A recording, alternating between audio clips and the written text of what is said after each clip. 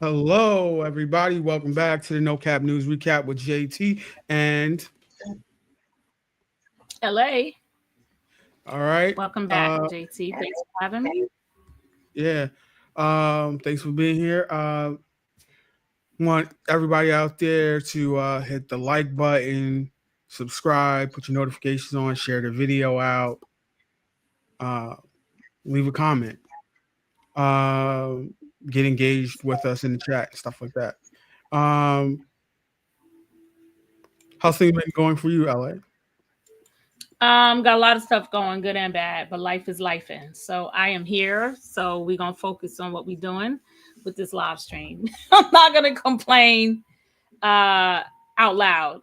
I keep it to myself, but I'm tired. But we here. So just keeping it, 100. I am definitely tired today, but we are here at the No Cap News Recap. So what we doing? We're gonna get into this hot topic of everybody's partaking in the cannabis, the marijuana, and even celebrities are just outright saying it. So let's kick it off with this first clip. Did you both go to the new Beyonce the Cowboy Carter concert? No, you definitely went. Yeah, I'm on tour with her. I went too. You did? Yes. To Cowboy Carter? I did. How is it? She takes my breath away. Yeah. I always wonder how she's going to top herself. Like, how's she going to top herself? From Renaissance. She did it. She did it? This time, I couldn't even stand. I sat in awe. I studied because I Really? just can't even put it into words. She was high. No. Is that what you're saying? I didn't know what you were saying. Wow, man. Oh, my God. This ain't Texas. Oh, my God. But I saw you, Tyler, you were dancing with Oprah. Yeah, he was high. Listen, you're right. I had me some weed right before. So Yeah. I was in a good space. They were both high, Yeah, telling on each other. I'm a I'm Beyonce like, fan. is that how you got to go to Beyonce concerts? You gotta light up for it? I'm a Beyonce fan. I don't know if I would need to be high or not, but I'm definitely. I thought she was gonna be able to describe the experience there, but I see why she kept it short. But how high was she? Like, she was high that she couldn't focus. Like, I don't know. She said she couldn't get up. She was stuck in her seat. I'm like, Okay. when you think about that song, what do you call it, Cuff or whatever, that Beyonce had on the last album, I'm like, she's like, let's get fucked up tonight. I'm like, yeah, that's a song that you would want to smoke to, I guess. I guess, but I mean, cannabis is a new thing, right? It's cannabis now. It's not weed or what are some of the older terms?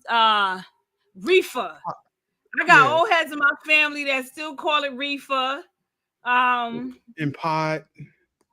And pot. It's cannabis now. Like, it's cleaned up. It's cannabis now. So you can definitely say that on a Jimmy Fallon show. So, I mean, shout out to Beyonce and Taraji. I don't know.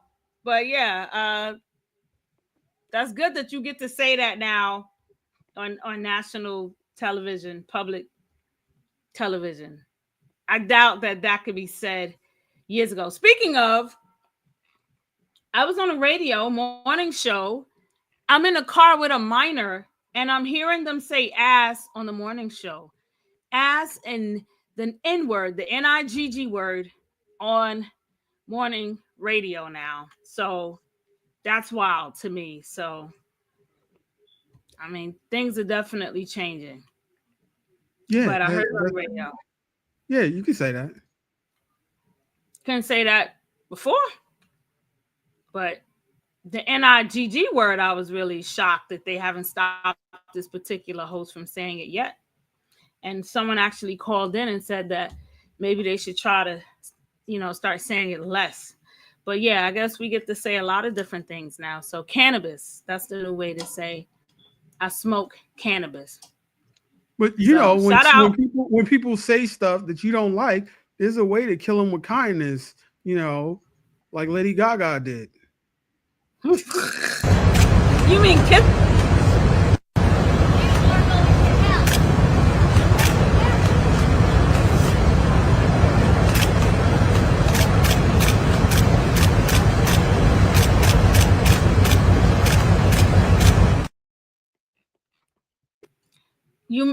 I got cut off, but you meant to say kissing them with kindness, because that definitely was a kiss.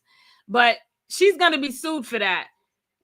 You can't just grab someone's face because you're a woman and she's a woman and like bring it in. You can't do that. So a lawsuit is definitely on the way. So she just made someone else a lot of money. So kissing with kindness is never something we should do in public without someone's permission. So shout out to Lady Gaga with the whole freedom thing. You can't do that. Kissing with kindness. No, she didn't, get irate about it. She just, oh, you're coming with me. Yeah, but we're not bringing it in with a kiss. We're not doing that. You can't touch me, Lady Gaga. Like, I'm here protesting you. I'm using my freedom of speech to say what I want, but you can't just grab me until I bring it in. You're going with me. We're not doing that. It didn't look like she was resisting. I didn't see any resistance. She might have been like doing the whole pushback, but then Lady Gaga grip looked to be very strong. So it was like, come here, and then the lady's like, no. So it might have been some resistance. She stood there. I didn't see any squirm, any, I'm trying to move out of the way. Like arm gesture. Nah, she was there for it. Okay, I disagree with you, but that's definitely a no cap story because we saw it for ourselves. But you can't go around kissing people, Lady Gaga. You don't know, if there's something wrong with that person. So, again, celebrities think they can do what they want to do, say what they want to say, and then you got people who think they are celebrities that can do what they do and say what they want. What's the next one? Yeah.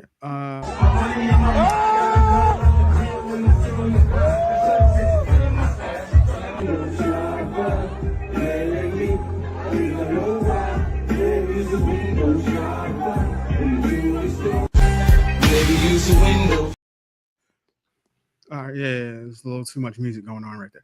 But so this dude is making a whole bunch of money pretending to be 50 Cent and performing. I saw that, which I like. I saw it like I saw his face. He really does look like 50 Cent's son.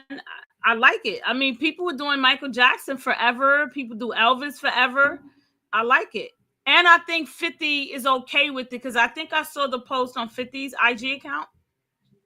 I think he's okay with that. So yeah, I like it. He's making money. He's making money until someone stops him and says you can't do this. But people are paying for it. Why not? I like it. There's I don't know if you saw this combination of there's these two guys down in South America. One looks like Martin and the other one looks like Will Smith. And they go around taking pictures. Oh my gosh. Very, very, very close in appearance. And maybe we'll cover that no cap story. And they go around taking pictures with people. And Will Smith went down there and got in a car with one of them and surprised the guy when he got there. Huh. So, well, I know Eminem used to have, his lookalike. He called him Partial Mathers. Really? Wow. And he let him live? Yeah, he had him around, like a body double. Like, okay, that's cool. All right, I like that. All right, let's get to the next one. Who's hungry for food? I guess you gotta do what you gotta do when you're hungry. Let's play this next clip.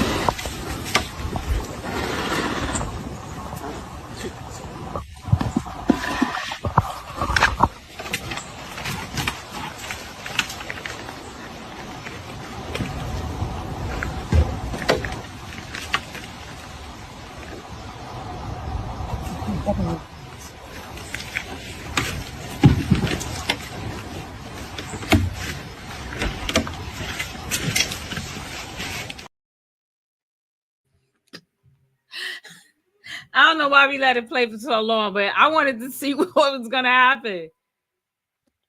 So That looked like a teenage bear. It don't look like a full grown bear or cub. It looked like a teenage bear. Man, you know how these people don't know the rules of bears? what's the rule? Oh, if it's black, fight back. If it's brown, lay down. If it's white, lights out. What?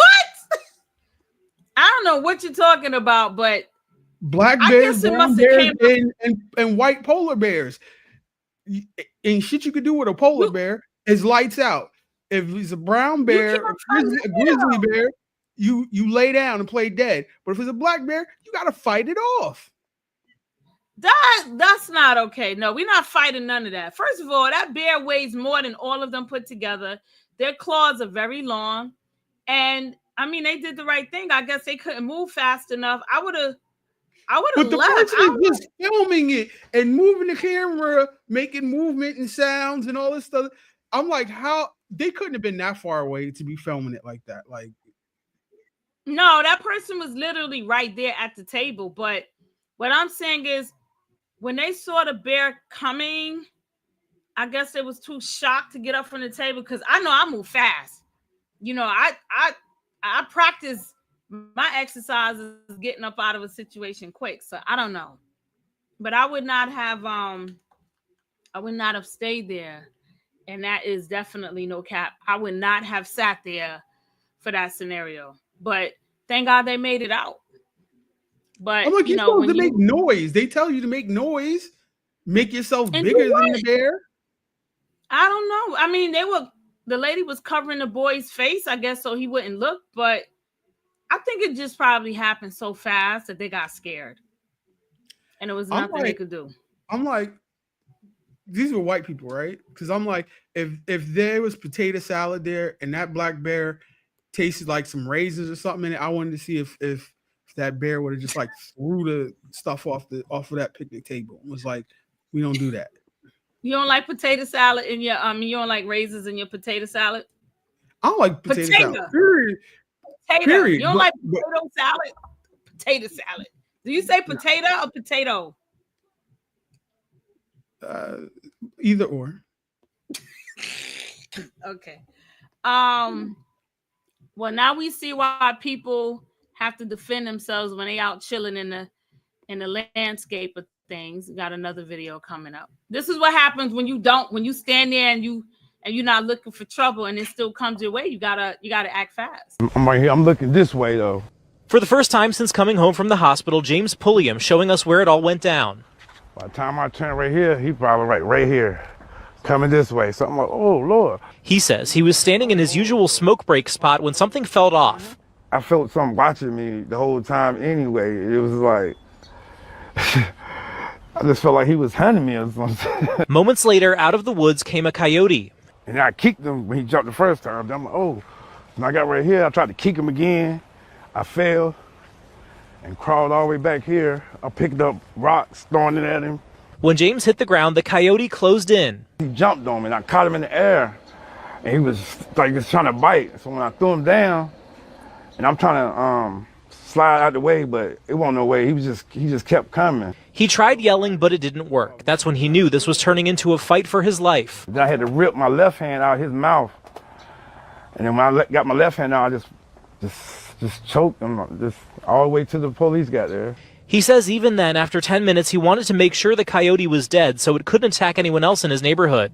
I was hoping ain't no more out there, because, ain't no telling when, or if it happened again, there might not be nobody around to help. James went to the hospital for the injuries on his left hand. He's doing all right, but he needs to go back for more antibiotics. They took x-rays and then gave me the rabies shots. That hurt worse than the attack. Now back home, the legend already spreading. Yeah, people ain't gonna believe it, though. They're gonna think I'm lying. A neighborhood hero no coyote will want to mess with. I was afraid, don't get me wrong, but it's just like, it's either me or him, Now, when you see like these weirdo people with all of the taxidermy and stuff like that, this is the case when you want to have that, like, you give me the head, or something like that, because I actually killed this with my bare hands. Like, this is a trophy now, and this is a warning to all others. Can't do that. You got to surrender it. That's why I don't live out in the country. In New York. Oh, it's so peaceful and quiet. Well, see, maybe he didn't think about getting rid of it. I would have done I would have took the foot or the tail or something, and you know how they have the rabbit's foot or whatever. I would have had a coyote foot.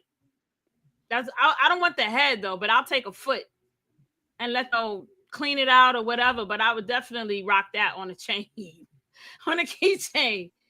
This coyote, I killed it with my bare hands. And there was like, he went to the hospital and he's okay. He's still bleeding. Through all the wrapping on his hand, he's still bleeding. How's that? Man, listen. But he said the rabies shot hurt worse than the attack. I'm like, I don't want to ever be in a situation where I got to get a rabies shot then. Listen. I don't know. Excuse me, but I had gotten a tetanus shot before and that hurt. I had, the little post that you put receipts on top of, like you punch a receipt through it. It was in a bag and the bag was on the floor and I stepped and it went all the way through my foot. And I felt pressure, but I thought I was just pressing on the bag trying to reach. It was crazy.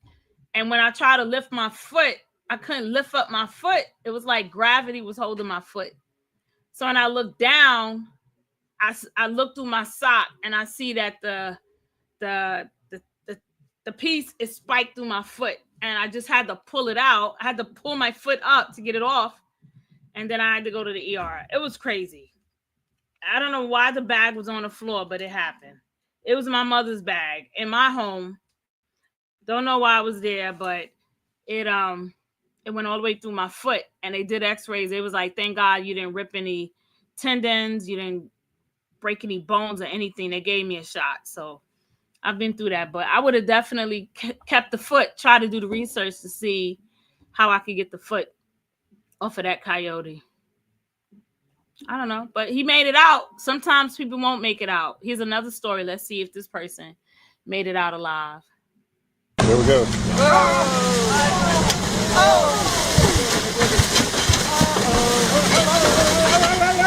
Oh my God.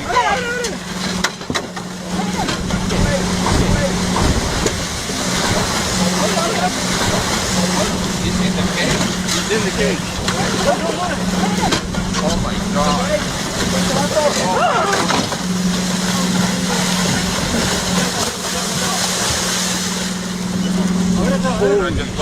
Was there anybody in there? Who's in the cage? Nobody's in the cage.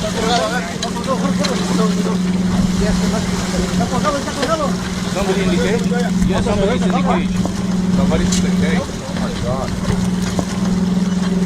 It has to be Ming. It's Ming. Oh my gosh. Okay. Jeez. Oh, it's so scared for him. Did you see that kid over down there?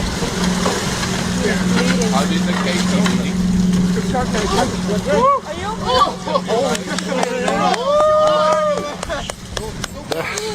Vamos a salir a hacer Oh. Are you okay? Are you hurt?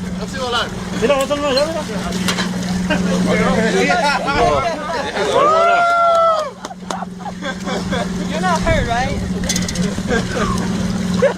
Oh my God, it's crazy. No, I'm not doing that. I was almost disappointed that the guy made it. I was like, no, this should serve as a lesson. Like, you shouldn't be doing this. I'm Like, not doing that. I'm not doing that. I'm not doing that. I'm not getting in the cage, locked, unlocked. How did the shark get inside the cage? That's crazy. Like, how? I don't understand that. The shark got out before he did. Like, how did the shark get into the cage in the first place? And you had all of this help around him. I can't do that. And they just stood around and watched. They didn't like fire, a harpoon, a flare, or anything. We ain't trying to help. We just gonna let it happen and see what happens when the dust settles. That's crazy. That's crazy. That's crazy. I'm not doing that. I'm not doing that or this. I'm not doing nothing. Like I can barely swim, right? I'll float. I can float. I can do a couple of steps, but I can't. That's why I can't get into the ocean. I can't connect with the ocean because of sharks and whales and stuff like that. I can't do that. But he made it out. Some people make it, some people don't make it. So we got one animal that didn't make it out, and everybody else made it. We got one more story with man versus animal. Yeah, look what I done did. I was able to pull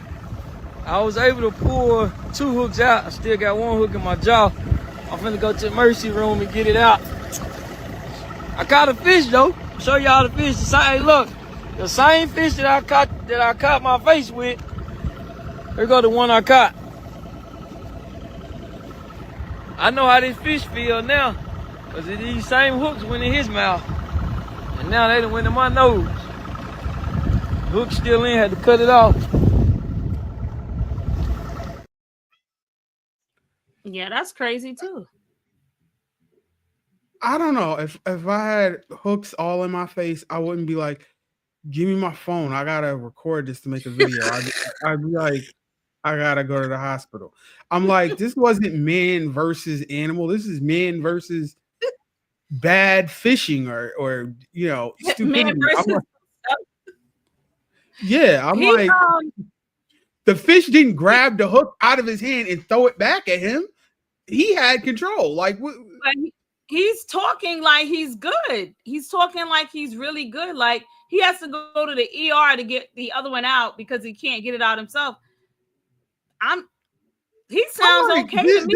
This guy sounds like an all-around weirdo. Like he'll go to the hospital and be like, can you just like clean out the wound so that I can get a piercing? Like I just put a piercing in it and I don't have to pay to actually get it pierced now. So it's a win-win. Nah, I mean, he could be weird, but he said he cut pieces of it off. I don't know. But I mean, you win some, you lose some. So the family with the bear, they made it out. The guy with the shark made it out. The guy with the coyote didn't make it. And then in this story, unfortunately, the guy made it out, but the fish is gonna get cleaned and eaten. So you win some, you lose some. How about that? Speaking of prizes and gifts, win some, lose some. What's his next story? A delivery driver is caught on camera relieving herself in front of customers' homes just moments after dropping off their packages. A delivery driver for Amazon can't seem to hold it in. A woman is seen about to leave an Amazon package at this Port Offiano Drive in Woodland Hills around 5:30 Mother's Day morning. But she also leaves a smelly surprise. She relieves herself, does number 1 and number 2 before pulling up her shorts and walks away. When I woke up, my husband said he was going to bring me some coffee and a pastry. He went downstairs and was greeted by not only one package, but a second inappropriate, disgusting package, which was essentially like human feces and looked to be urination. Tamara Bedoy and her family could not believe their eyes after watching the footage from their surveillance cameras. She was not done. On another delivery later that morning, the worker is seen urinating on the front property of a different Woodland Hills home. She pulls down her shorts, does her business, and takes off like nothing ever happened. It's unclear why the driver just couldn't wait to find a restroom. The incidents happened 20 minutes apart, the homes less than 1 mile from one another. That was disgusting, like very disgusting. She has to That's go to crazy. the bathroom that many times within 20 minutes? Does she have a medical condition? She might have deliberately taken a something to cause the diarrhea. Like she might have taken a laxative to be able to do it that often, because that's a lot. And I'm like, from the story we did the other week, I'm like, has the pandemic and the toilet paper shortage caused people to just give up on it altogether? It's just like toilet paper, just something that a certain section of people just don't do anymore. Like what? I know what you're gonna say. No wiping. It's a no wiping policy. You go and then you don't wipe. It's a no wiping policy. The video doesn't. We don't see the video entirely, so we don't know if she wiped or not. But I didn't see any tissue. No, you saw her pull her pants back up and she grabbed her phone and is on her phone or whatever. I'm like, I didn't see any tissue, so it's a no wipe policy, and they are defecating in public on people's property, personal property, real estate property, and no, that's crazy. You got to give me 5 minutes or whatever, like, because who cleaning that up? Like, no, the sentence is not jail or a fine. You got to give me 5 minutes, like, because I'm supposed to clean that. Now, do you think she got fired? I would sue Amazon. Yeah. I would sue Amazon. That should be like you get fired from employment. Like you go to the unemployment office and they're like, you got fired for that. We can't even help you. You disqualified from this. I agree with that. That's a crazy story. That's crazy. I would sue Amazon. I would sue her. I would like bring the whole team together. All of y'all get these served papers and we'll fight about this in court. Bodily fluids. And people think that we are in 2025 and people haven't just succumbed to the fact that there are cameras everywhere. Like, what do you think that you're going to get away with? Excuse me, I'm tired. Sorry, I'm so unprofessional. But you know what? Some people think because they don't physically see the camera that it's not there. They're like, I don't see it, so it can't be there. But that's not true. That's not true. So this is a lesson to all of you watching, to the No Cap News recap show. We have given you the information. There are cameras everywhere. You don't want to be sued. You don't want to be fired from your job. Don't want to be held accountable for your actions. You don't want to be, presented in a negative light. Don't do that.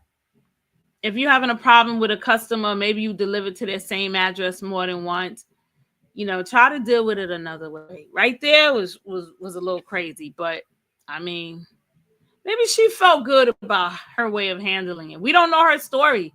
She might have had an issue with that family before. We don't know. She did it at another house 20 minutes later. Okay, that may be her. She has problems with everybody on the route? Nah, it was just two people. It's not everybody. She might have a problem with those customers. I have a couple of Amazon people. Now, I'm gonna tell you a story. I just happened to walk up and I see the girl walking away with the box, with the container, dragging it, and the package was literally left on the steps. And I'm like, hey, why are you leaving my package on the steps? I said, there's a sign said take a round back. She says, oh, I didn't see no door. I'm like, you didn't look for a door. There's doors all up in town. So that's one encounter. Then I see another day.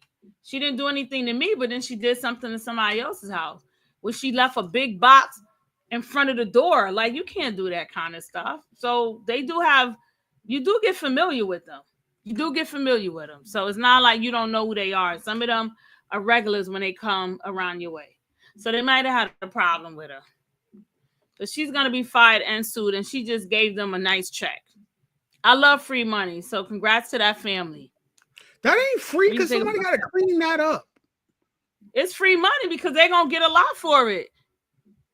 No, it's not. However much they get is worth have to clean up after that. They don't have to. They can hire a company to do it. You got crime scene companies. You got all type of cleaning services that will come and clean it up, and you just add that receipt to your when you file your complaint and get reimbursed. She works at Amazon. How much money you think you getting from her? Maybe Amazon, but not her. Listen, as long as you win the case, that money sits, that balance sits right there. And if she ever get awarded any money, you can go after it. Any money in the future, anything that she's awarded, that lawsuit is going to show up, and her lawyer is going to have to cut a check to that lawsuit before she receives any proceeds from it. Yep. So it's like a, open balance until the person can pay it back. That's all. And you can garnish wages. You can put it in the system and garnish wages. There's a way to get your money back. She'll work somewhere, or she'll stay working off the books. But if she ever win money, like award money, any type of way, her lawyer will have to cut a check to whatever lien is out there. Oh, yes. That's how that go. So speaking of court, we got a court story. One of them. Imagine being told to pay child support for a kid that is not yours or go to jail. That was the order the state handed down to a Detroit man. So today he turned himself in, but here's what happened when 7 Action News reporter Kim Russell went with him to court. Carnell Alexander walked into the Frank Murphy Hall of Justice knowing in moments he could lose his freedom. I stayed up all night, couldn't sleep, thinking about it. Carnell is a wanted man because he refuses to do what the state orders and to pay child support for a child that DNA tests prove isn't his. A child he doesn't even know. I haven't even had a chance to really speak to him except for one time when we took the DNA test. Nonetheless, right now, under the law, he's a deadbeat dad. Today, he turned himself in to the judge as ordered. Scared because I've been before this judge before. But this time he had attorney Cherika Harris, who volunteered to help after seeing his story on 7 Action News. The judge said he will not go to jail for today. Thank you. Thank Ms. Harris. And hope that we can resolve this soon. I'm just trying to help him with his future. Though the threat of jail is on hold, it is not over. Carnell Alexander still owes more than $30,000 to the state for a child that's not his, because the mom wrote his name down because she needed to name someone in order to get welfare benefits. I had to put him down as the father. That was the only way I can get the system. Now, I'm almost homeless. I'm almost in jail. I'm out of work.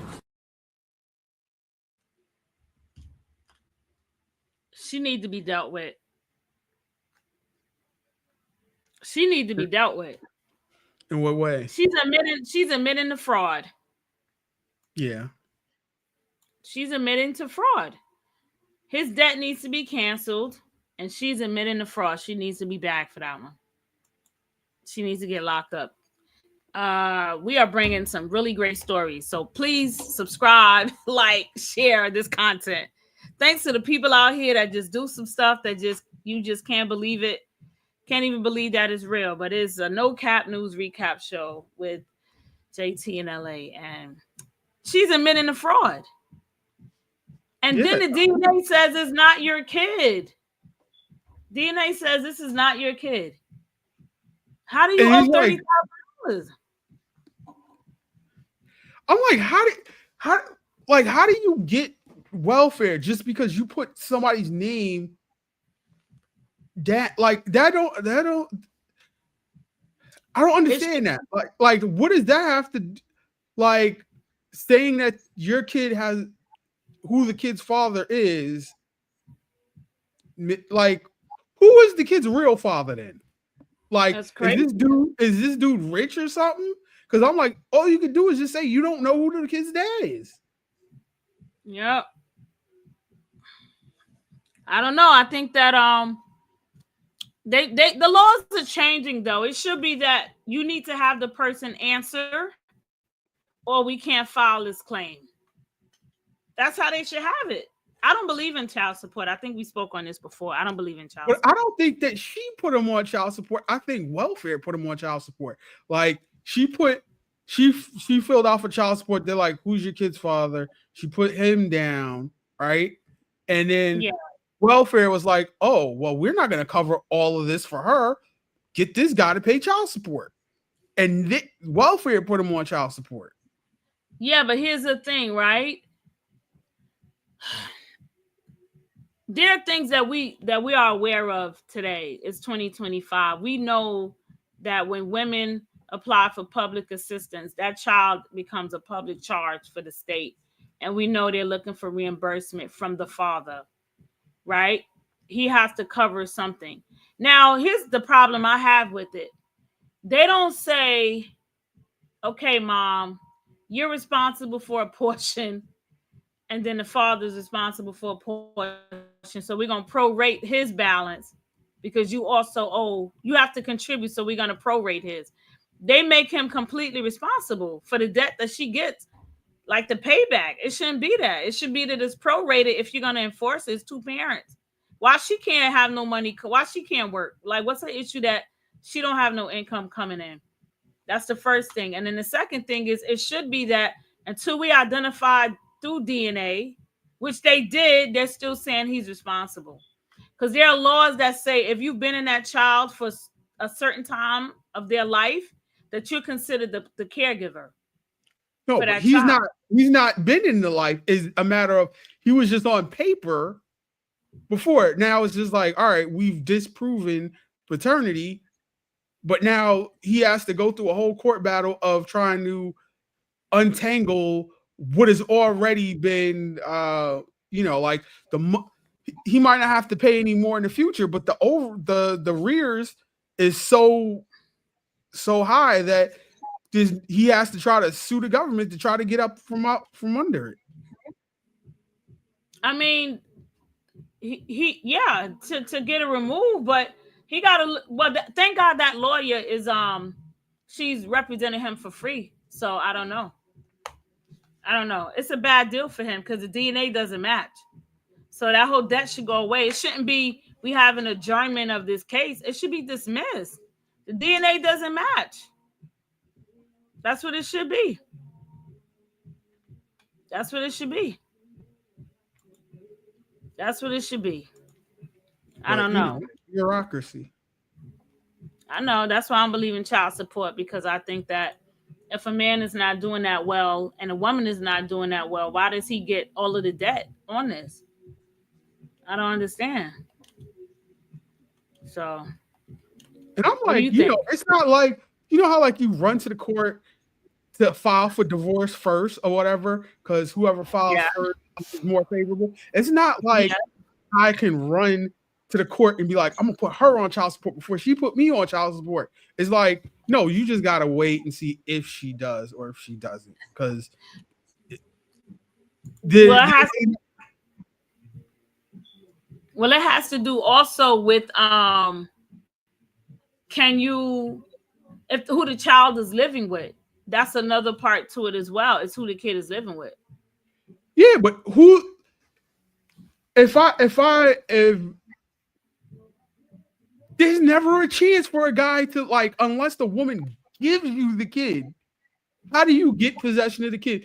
The kid leaves with the mother from the hospital, and like, how do you get like full on possession of the kid? You don't. They release the kid to the mother. They don't release the kid to the father unless like the mother is like really in bad health or something like that, and they let the kid out before the mother leaves the hospital. Like, you don't really have a chance. Well, it's culture too. The woman gave birth to the baby. So it's like the initial bond comes through mom and baby.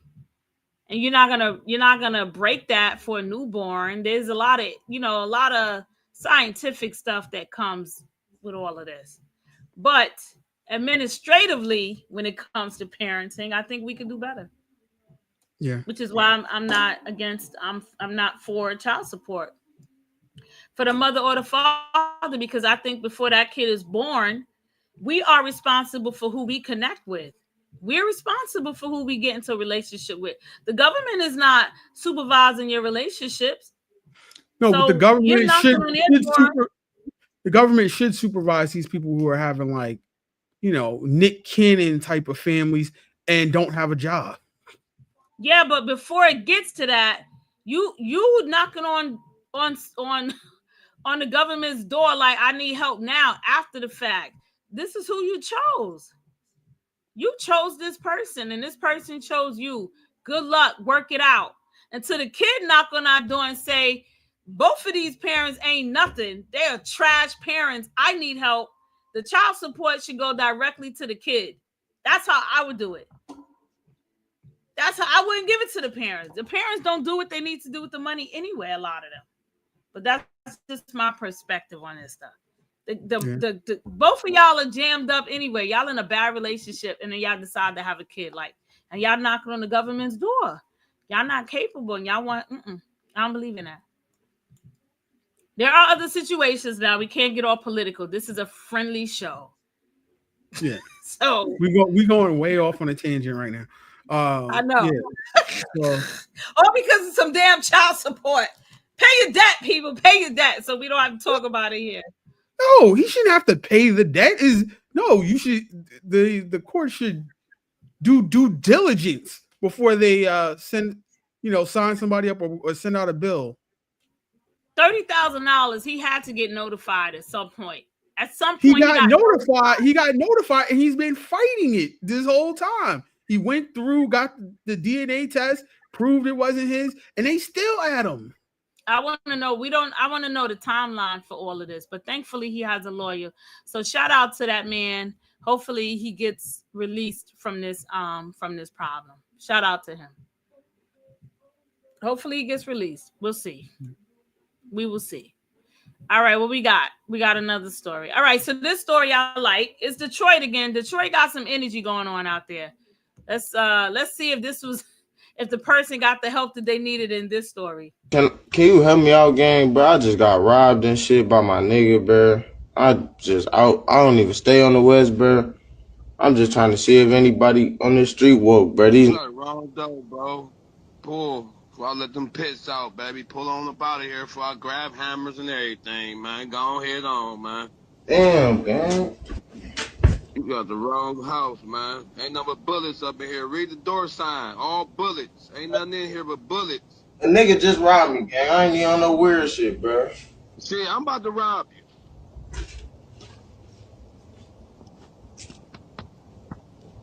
Thanks for getting. I'm all for it, 100%. I'm 100% for that. What are you for? You for him ringing the doorbell, or you for the guy saying get up out of here? His number bullets in him about to rob you. The latter. Get up out of here. Like, yo, you wanna knock on doors? Knock on doors. I'm sure there's a good Samaritan out there that'll help you out, but not over here. I'm like, how many home invasions happen and whatnot? Nah, homie. I don't know you. Like, nah, I'm not even. No. Why are you knocking on doors? You should be calling the police and reporting your boy. Like, yo, my bro just robbed me. This is who his name. His name is Kane Johnson. He live over on this street. This is the kind of car he drive. He just took off. Like, call the police. That man said, man, there's nothing but bullets here. Read the sign. He said, I'm about to rob you. He said, I'm about to let the pit bulls come out and everything. But how you knocking on somebody's door talking about, can you help me? Nah, call 911. I'm like, I'm sure if he got robbed, they stuck him for the phone too. And there's no pay phones nowadays. So I'm like, okay, I'll call 911. If you're in a residential community, it is what it is. And I'm like, I don't know if he knocked on the door of a trap. What if he knocked on the door of a trap spot? I'm not calling the cops for you. I'm not bringing the heat over here. Get on. I would tell him, yo, go to the corner and I'll let the police meet you at That's it. Get away from here. That's what I would do. You're right. It could have been a trap spot. That dude could have been, have open warrants. Police might be looking for him. Anything could be going down at that location. So you are right with that. You are right. You are right with that. Anything could be going on. Yep. Yeah. So you are absolutely right. Okay. Well, so getting into this next story.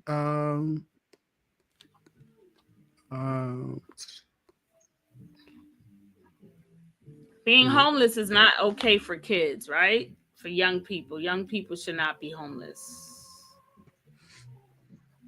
Yeah, they should not. They shouldn't. This is, I guess you say we're getting political, I guess. Are we? Yeah, why not?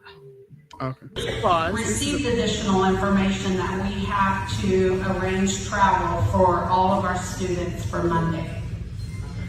So there's a process, there is a checklist, and we're going to do everything that we're supposed to do to make sure that you have everything that you need in safe travel back to your home. If you don't have a home, the counselors will be your point of contact. You need to notify them that you are homeless, because we have to then find other arrangements for those students that don't have a place to go. Okay, so you have nowhere to go? Nowhere. Nobody. What are they telling you? Like your counselors or anything? Nobody's asking you nothing? No, they just said you got to be gone within 3 days. Okay, so you get your duffel bag and pack your stuff. What's your next step? Probably a shelter. A shelter.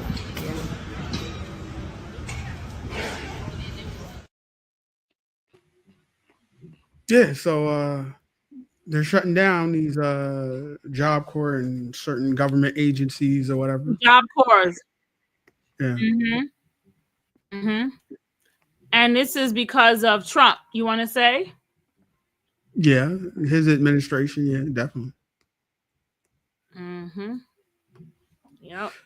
And I'm like, That's crazy. you got people speaking out on it. That's on his side.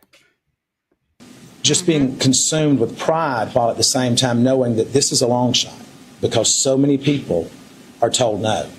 And being in the prison system, anyone that says that it's a fair shake, it's not. Because I dealt with young African American males in the prison that I was in that were not treated the same. They were denied programming. They were denied access to certain things.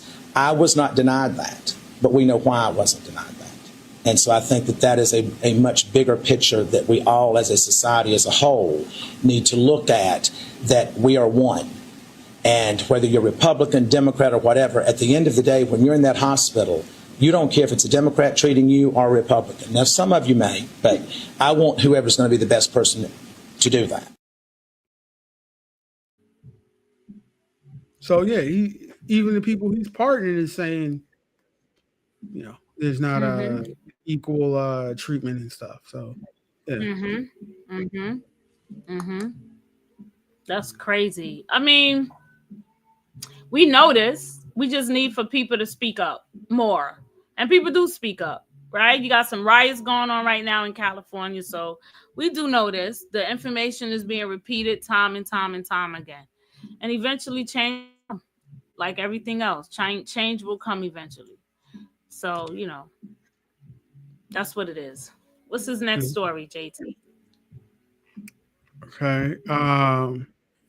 Yeah, so we're getting into this was like bioterror. Chinese are at it again. It's called I'm going to turn now to the case of two Chinese researchers charged with smuggling what's considered to be a potential weapon for agroterrorism into the U.S. and that prosecutors say could target the nation's food supply. Our Chief Justice correspondent, Pierre Thomas, has this story for us. Good morning, Pierre. Michael, good morning. We're talking about a fungus which DOJ is calling a potential bioterror threat. Take a look at it under the microscope. This is Fusarium graminearum, and it causes billions of dollars in crop damage each year. a pathogen that rots wheat, barley, and rice, and if consumed by humans can cause vomiting, liver damage, and birth. Just being consumed. Okay, so you. Effects. This morning, 2 researchers from China are accused of trying to smuggle it into the U.S. to take it to a lab at the University of Michigan. Authorities claim that in July of last year, they allegedly caught a scientist from China with the fungus hidden in a wad of tissues in his backpack at the Detroit airport. Authorities say the scientist initially lied, claiming he was coming to America to visit his girlfriend and that he had no idea how the material got into his luggage. But later he allegedly admitted he smuggled the fungus into the U.S. to conduct research on it with his girlfriend, who was a visiting fellow at the University of Michigan, Michael. Well, Pierre, had the University of Michigan responded to any of this? Well, they're telling us that they're cooperating with the investigation and they condemned any activity that could harm the public or damage national security, Michael. All right, Pierre. So, what were you saying before? I wasn't saying nothing. I'm saying, I was saying this is smuggling. They're smuggling. They're smuggling stuff. That's crazy. Yeah, so that's crazy. They're trying to threaten our food supply. This is why Trump said, let's close China when the pandemic happened. I mean, it sounded crazy, but, it's plausible that these are the reasons why. You can't just come here smuggling stuff. What are you trying to do? Trying to kill us off? Once the food is contaminated, that's it. It's nothing. That's a plague right there. Like this, where y'all going with this? And they had it wrapped in tissue. That's why you can't even bring liquid through the airport. And you got to buy the food there. They make you throw out the liquid in the food, right? Yeah. I think they make you throw all that stuff out. But the fact that they caught it was wrapped in tissue, I think they said, that's interesting. In a water tissue. They're gonna check everything. And good, shout out to the people that caught it. Customs, shout out to them. Shout out to Customs that caught it. Crime is crime. Doesn't matter who you are, what country you from. Crime is not okay. So let's check in with this next crime story. This is that rookie NYPD officer walking home from the overnight shift Saturday morning when seconds later he's jumped by 2 men in masks near Westchester Square on St. Peter's Avenue in the Bronx. They approached him, one in the front, one in the back, and they caught him off guard. Pix 11 caught up with Mayor Adams before he went to visit the 27-year-old at Jacoby Hospital Sunday. One of them stepped on his face in a very violent way. The police commissioner assailed the attacker's actions.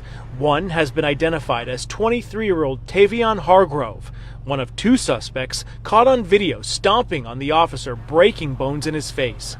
Video from daybreak Saturday appears to show the discovery of his body camera. Sources say the suspect stole the cop's Glock 19 service weapon, wallet, and phones while holding a knife to his throat.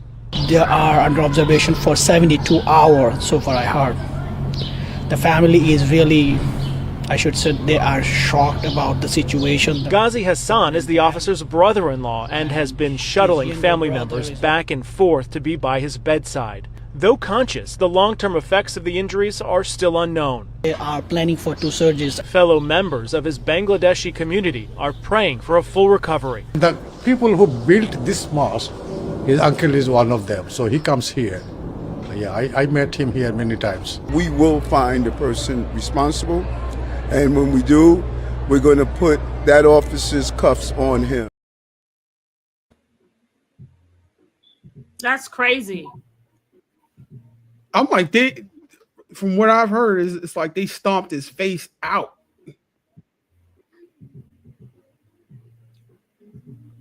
He must have gotten caught off guard. He's walking home in his uniform. Why he didn't take off his uniform? You would think somebody is less likely to mess with you if you're in your uniform. Listen, you're never prepared, honestly. You're just never prepared for a whole lot of stuff. If someone has intentions on getting at you, they're going to get at you. You're never prepared. But the fact that, it was 2 of them, they jumped him. We know that, right? He got caught off guard. They need to do the maximum, whatever the maximum is. They need I don't to do think the that. maximum. Come on now, like you messing with your charges, messing with a cop. I don't even think you're gonna make it to the maximum. You know, you go in jail. Them CEOs gonna have. They're gonna have their They way. may have a problem with it, but you got all them inmates that's gonna praise that. Oh, y'all, y'all did something to a cop. How many people incarcerated wrongfully? You never know. You never know. You never know. You never know. So, I mean, it's unfortunate, but thankfully they got caught. It's too many cameras everywhere. Well, like one of them got caught. The other one is still on the run, I believe. He might tell. He might tell on him. He might tell. They might say, look, you're, we could reduce your time if you tell us who the other guy is.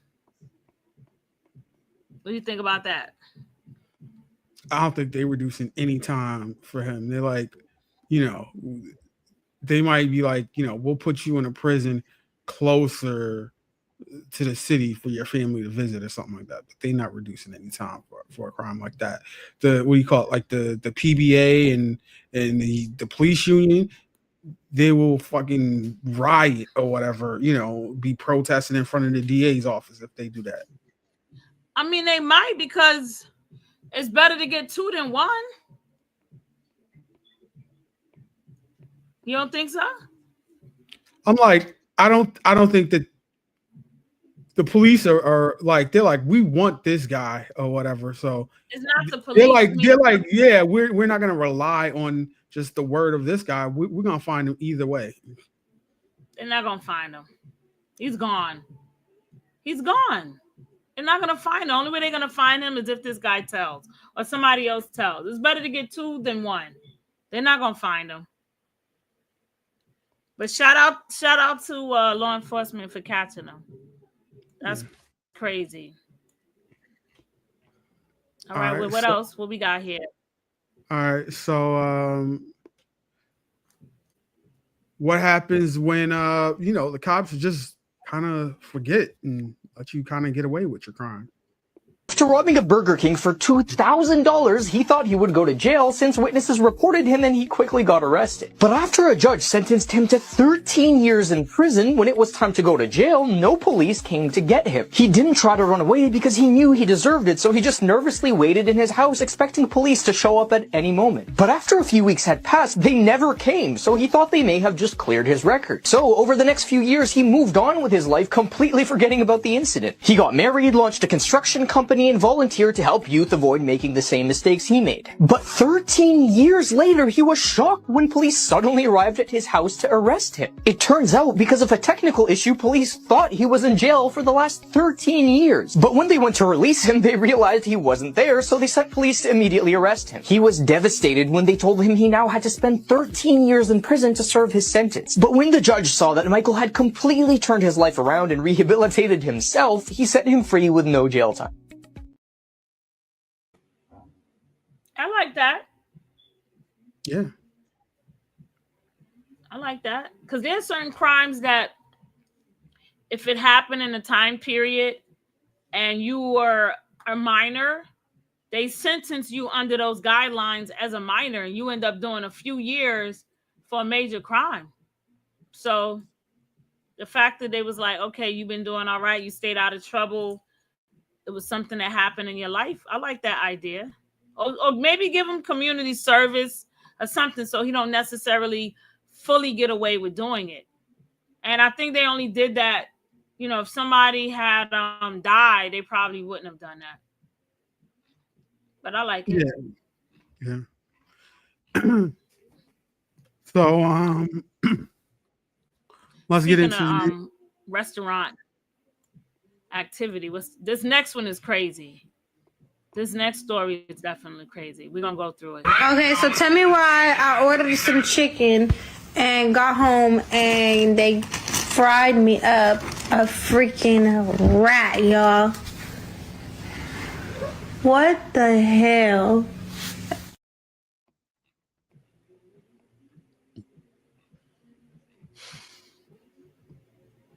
You think that's a real rat that she touched?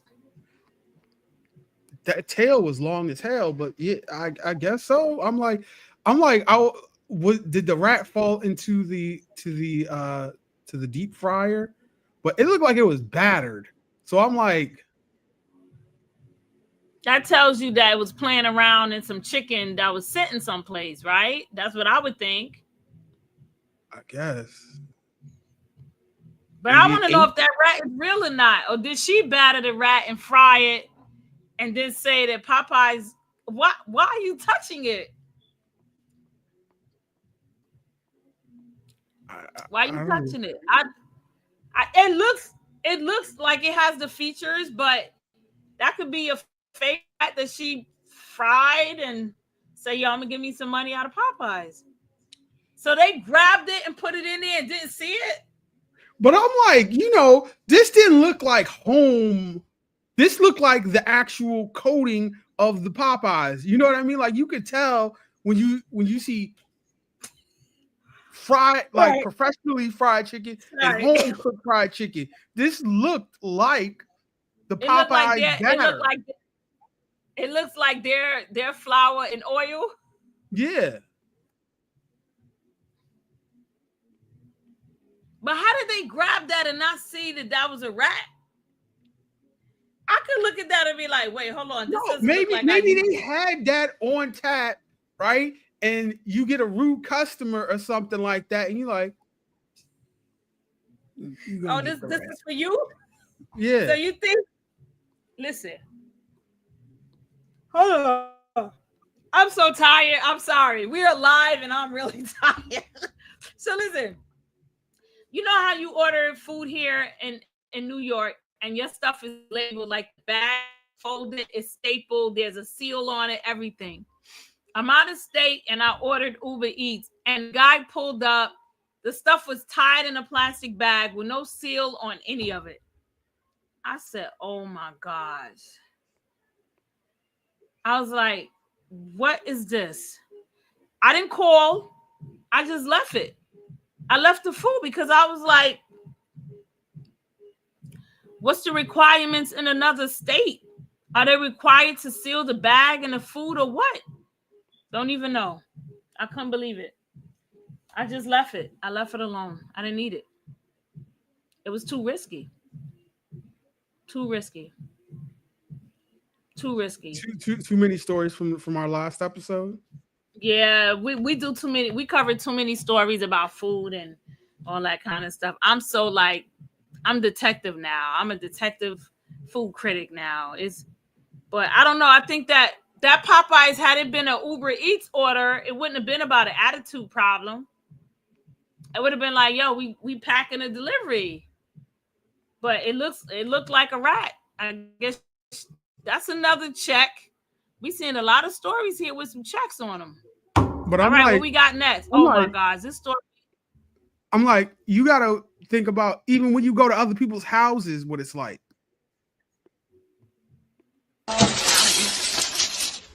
Just pop that in. Wow. Yes. Oh, this is gonna be so good. That looks perfect. Really mush it around. Excellent.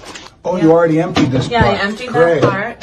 Sour candy. You're just gonna start loading up this tank back here. Obviously, Sprite. Yeah. You want to get your Sprite in there. We can replace this. Okay. Oh, here we go. Wow. So it starts. Oh, look, it is. It's filling up. Wow. It's filling up. Yeah. Go ahead and just get that in there. Get some ice in the punch. Oh, nice. Set the punch here. One for you. So, context. What were they trying to show? That people would drink whatever you give to them? Is that what they were doing? They were trying to show how they make their drink concoction, their cocktail or whatever the fuck that was. They were showing you how to do it, and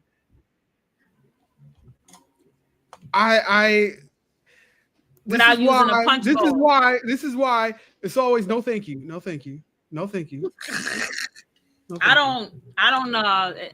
I'm I'm not impressed with people offering me things at their homes. You know, like I even keep like bottles of ginger ale and like individual bottles of ginger ale and Coke. You know, like I'm not a soda person like that, but I will have bottles of water, like individual items for people that when I offer it to you, it's sealed. You open it yourself. I'm not pouring from what's in my refrigerator like that. So what we drink out of, but I'm not impressed when people offer me stuff at their homes all the time. I eat before I go. I say, no, thank you. I'm good. No, thank you. I have my water. No problem. I have my water bottle. I'm good on that because of what I just saw. And I'm not, you know, especially who even thinks of doing that. Like, listen, we just talked about potato salad. I don't eat potato salad from other people because of the mayo and stuff. I'm real like I can't. But that's why. But did they have no alcohol? Right? That was just like. So you couldn't use a mixing bowl on one of them jug faucet things. Like, come on now, that's disrespectful. I don't care if it was the toilet from Home Depot, like it's never been used, fresh out of the box. What would it doesn't? It's not okay. It's not okay. It's not okay. It's not okay. It is not okay. It is not okay. That should be a charge right there. Like if the person that she handed that drink to should be the victim number one in their criminal trial. But that's why when you can't bring me a drink, I need to go and get it myself and know where it came from. You can't offer me a drink. Don't offer me a drink. I'm not impressed with that. I need to go find my own drink and my own food. Like, you can't offer me stuff like that. I'm not a fan of that at all. I'm like, I'm not a fan. I'm like, we've all seen Do the Right Thing, right? I'm like, so even if you get a bottled something, if it's warm, if they try to give you some ice, who knows if those are reused ice cubes from off of Rosie Perez's bosom?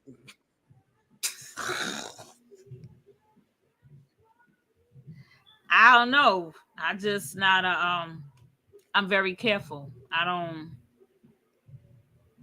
not a fan of that. So now, there you have it, people. Just be careful where you're getting your drinks from. When someone offers you a cup of something, identify where the source is. All right. It might be in the bathroom.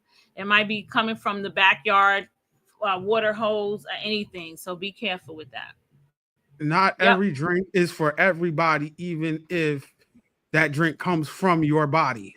You're drinking your own period blood now. I am drinking my own moon blood. It's rich in stem cells, iron, nutrients. It's something that I started back when I was training Tantra in Thailand. And it's a ritual we do. We believe there's power in it. There's stem cells in it. There's iron. There's vitality. And so we don't want to lose that. So for the average person, I'd probably say don't do it because people are going to say, oh, it's waste. But no, blood is life, right? And Dr. Group and I had these conversations. It's good that I took a little pause. He actually said during my giving birth and breastfeeding, it's good. But now I'm back on it. Wow. I feel great. And the moon blood actually tastes kind of sweet. You just drink it straight up? I have my moon cup. I just put it back. I'm not even joking. Like a shot? It's like a shot. There are really some weirdos in this world. That's crazy. And she's calling it moon. What does moon have to? Don't ask me. Is she gonna turn into a werewolf or something? She turned into a werewolf on her time with her mother. Like what? I don't like. There's really a mental health crisis out there. We need more mental health professionals. That's crazy. I mean, maybe her doctor told her that. We don't know. We don't know if that doctor needs to lose his medical license, malpractice suit. Like the hell? No, this is one of them doctors that's, in the basement of a storefront somewhere. Like, I'm a doctor, like the guy who puts the cork in your butt for the shots or whatever. That's the type of doctor. Or she could be lying. She could be lying. Came up with that stuff herself. Yeah, the doctor could be from the Wizard of Oz or something like that. People are crazy, and we need to segregate sane from insanity. It's hard to do. That's hard to do. So when we talk about foods that you should not refrigerate and not eat and not drink, I guess period blood is one of them. You wouldn't even put that in the category of food, let alone something that you put in a refrigerator. Well, we need to put in the category of this next video. Make some dinner. Now you know that meat is full of stress and disease, and what you think is gonna happen when you eat it. All right. The fruits ain't safe either, all full of pesticides and probably genetically modified. It don't even look real. You know paper's supposed to be brown, right? That toilet paper full of dyes and bleach, and you wonder why your hormones be off. Not only is the water contaminated and full of heavy metals, you drinking from plastic? Now you swallowing microplastics. Do you even care about your health? Now you want to damage your skin with the sun. You know that ain't the same sun we grew up with. That sunscreen ain't good either. Baking chemicals into your skin and causing cancer. Don't even bother breathing. You ain't hear about them chemtrails? All you breathing is lead, aluminum, and all that pollution. See, this is something that maybe they should have on like one of those mega screens or whatever at the border. Like, this is what America's like. You don't think other countries have these issues? They wouldn't be advertising it like we are. Like, since the current administration, is trying to deter people from coming. Hey, this would be a method. I agree. That's a good idea. I agree. That's a great idea, actually. You're right. That's crazy. Well, one thing we do know that other countries are aware of is our EBT system. We know, whether they don't speak English or not, we know they all know about our EBT system. They know about our public welfare system. They got that on Smash. If they don't know anything else, they know about our EBT system in this country. So that's the one thing that you can say, well, we'll put a border up telling you how we eat, but they know about our EBT system.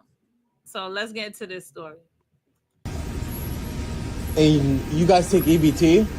No. You sure? You should try it. You should try it. Can I try my EBT card? Try it, but we don't accept EBT. You sure? Yeah, I'm positive. All right. I'm on the new government assistant program. Oh, you the hot meal program? Yeah, I'm on. We don't have the hot meal program. That's what I'm telling you. We don't take EBT. Are you sure? All right.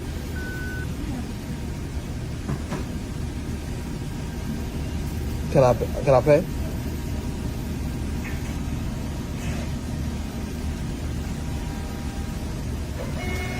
Oh, perfect. There you go. Hell yeah. We do. Yeah, told you. I know. So I put that story in there because of our conversation from last time. You were saying that you can buy stuff, that's not on EBT. And there's a lot of news stories that are saying you can, but, I can admit when I'm wrong, but even when I'm wrong, I'm still right because, it's still wrong. Listen, technically, you're not supposed to, but I know when you go into these places, they do swipe. That's why, based on my observation of things, I know that they buy all type of things with an EBT card. And we know now that it is high-risk behavior to try to swipe your card. Now, did you notice they said we do not take it, but check your card anyway. But we don't take it. So their disclaimer is we don't take it. But if it goes through on your card, that has nothing to do with us. We say we do not take it. Now he's videotaping it for a purpose, right? That's it. There's a reason why he's trying to prove. Yeah, and I'm like, they're surprised. Is that fake surprise or is that real surprise? Because I'm like, they could just do that every time, a transaction goes through, like when you go to Stone Cold Creamery and you give the tip and they break out into music or whatever. They do that there? You've never been to Stone? Yeah, Cold Stone. I don't Creamery? like their ice cream. I went there when they first was popping up in New York. I don't like the ice cream. Are you have disabled taste buds or something? I'm just loyal. I'm a loyal customer. I'm a very loyal customer.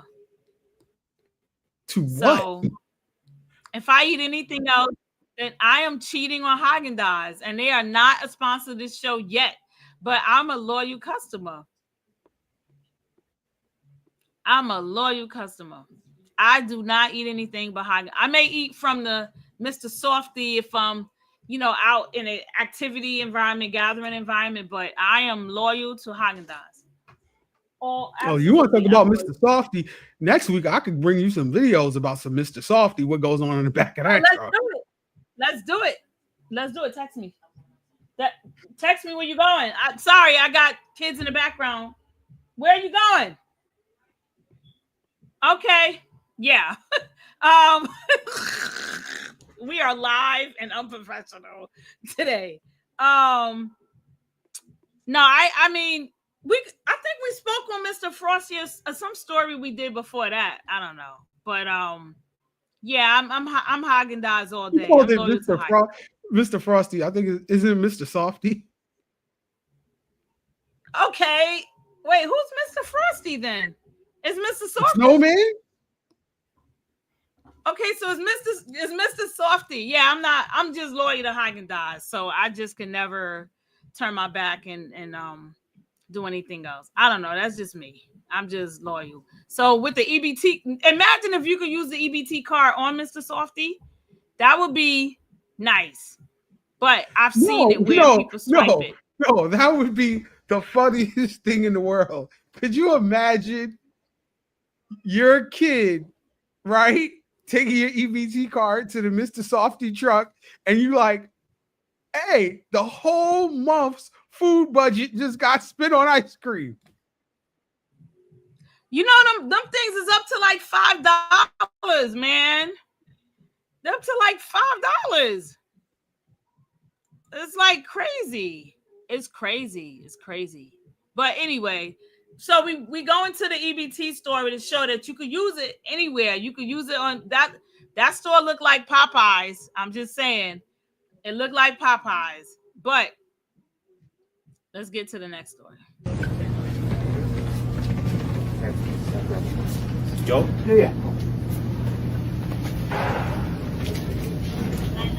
You do your job. So somebody puts an EBT card in there. What do you close your eyes? You don't look? I don't know. Well, what do you know?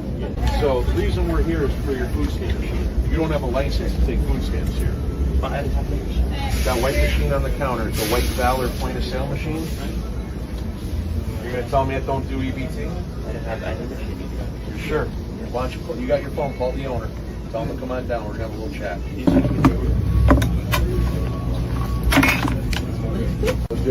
And then the extension that they had connected to it. We'll look at it and see what the AMR is. But if it was a small store could generate $1 million in illegal transactions in a year without difficulty at all. So this is becoming very popular. Yes, unfortunately it is. How long have you been taking EBT here? I don't have any EBT. You don't have EBT?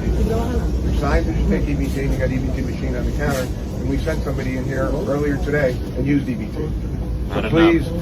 I don't know about that. I worked there with Korea. I didn't have any EBT. I didn't work. I don't know about those stores. I guess. You know, they're doing a disservice to the legitimate stores that are out there by bypassing the authorization process, and it allows them to commit other crimes using EBT and go undetected.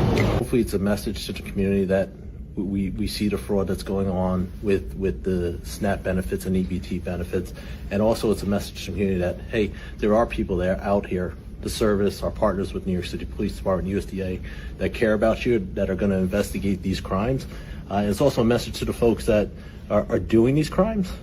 People are coming for you. What we do today, Yeah. and the totality of the operation, since the beginning. So the 39 million is the totality, I'm assuming. Yeah, those are estimates that. So this acts as the pin capture, as we have on the point of sale, but instead of getting the key logger strokes, as you put it on your point of sale terminal, it will take video. So as it's sitting on the video, looking down at the pin, it's gathering video and it runs constantly. So if you're putting in your code, 1234 enter, it's entered on the camera device. Bad guys will retrieve this device, download the video, and then they'll pull out the streaming device that is inside the card reader. So that will sit in the card reader when you input your card. So it'll fit right on the bottom. So when you use your card, acting the same measure as this, as you're swiping through here, except you're getting your data on the deep insert skimming device.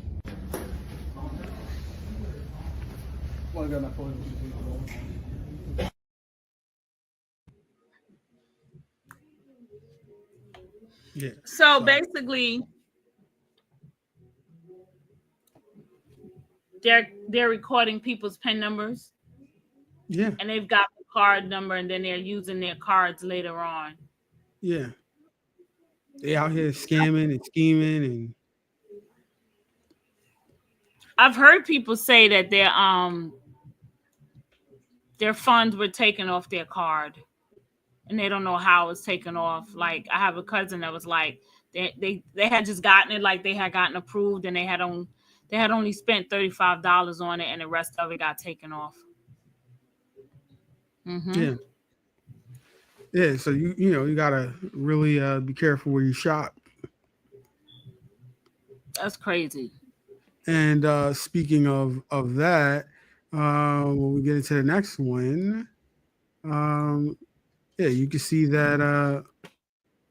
Tonight, 6 people are now charged with a huge fraud and bribery scam targeting food stamps. Listen to this. One of the arrested people in this, a USA employee, that's the government agency that oversees food stamp benefits. According to the Justice Department, the group set up a network that supplied approximately 160 unauthorized EBT terminals to stores across the New York area. Those terminals then illegally processed more than $30 million in EBT transactions. And the USDA employee who's charged actually worked in the division responsible for identifying food stamp fraud. Earlier this month, we highlighted a national scam in our special report, Faces of the Forgotten. Thousands of people in Alabama have had millions of dollars stolen from their EBT accounts. And for the last 5 months, they say they have not been reimbursed. So, yeah, they got an inside man. Usually you do. Usually you do have an inside man when it comes to this stuff. That's the easiest way for it to get done. You're undetected. Yeah, so I'm like, all of this stuff is coming out now. I'm like, did Elon Musk actually do his job and uncover the government waste corruption? Well, since him and Trump are not friends right now, is that what you're saying? I don't know. This is just thoughts. I don't know. Is it cap or no cap? I don't know. Well, we got questions. That's all we're trying to say. We just bringing the information. We just bringing the stories to the people. No cap news recap. Yeah, and even if you are doing crimes, you should have learned from Al Capone. What was that, like 90 plus years ago? You got to pay your taxes, even on your criminal enterprise. Owners of a Sayreville strip club admit to using it for prostitution. Doreen Etchiardi and her husband Anthony run the club on Route 35. They pleaded guilty as part of a deal. They've been ordered to fork over $700,000 in unpaid taxes. 4 others were charged too. An independent monitor the next 5 years now will have to watch over the strip club. Okay, I got a question. Why is it not closed down? What are they talking about? External monitoring. Why is it not closed down? And they just got to pay back the back tax. They got to know somebody. They got some pictures. They got some pictures of something. They got, one of those patrons was somebody important that just said, you're gonna get a slap on the wrist. I'm if you're like an accountant or independent monitor or whatever. I'm like, is that not the assignment you want to have? Like for the next 5 years, strip club every day. They gotta know somebody's. They get charged. What was it, 400K or 300K? I don't know. You gonna make me play the story again? No, I mean, you know, I'm just saying that they don't. If it was in the hood, it'd be shut down, and the building would be for rent or sale. That's all I'm saying. So, you know, goes back to what Christy was saying. When you white, you get to do certain things. When you black, you don't get to do certain things, and that's the reason why. And that is the reason why.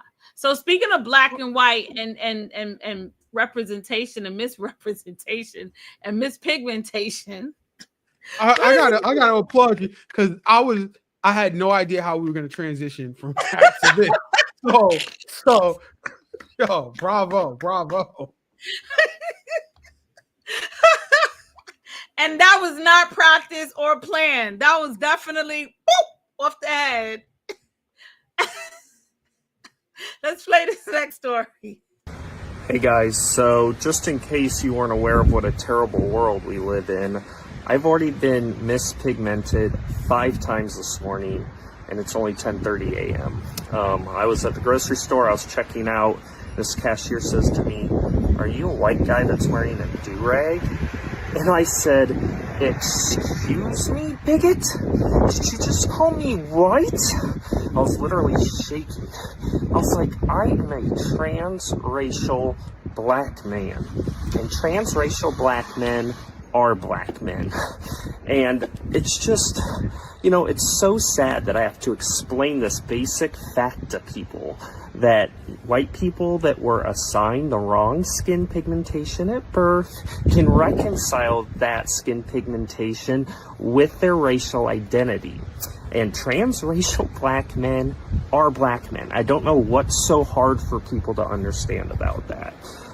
So I'm just really frustrated right now. Let me know what you think in the comments. Peace. Yeah, please let us know what you think about that in the comments. Let us know what you think about that in the comments. That's been said 3 times. Let us know. Unbelievable. It's funny.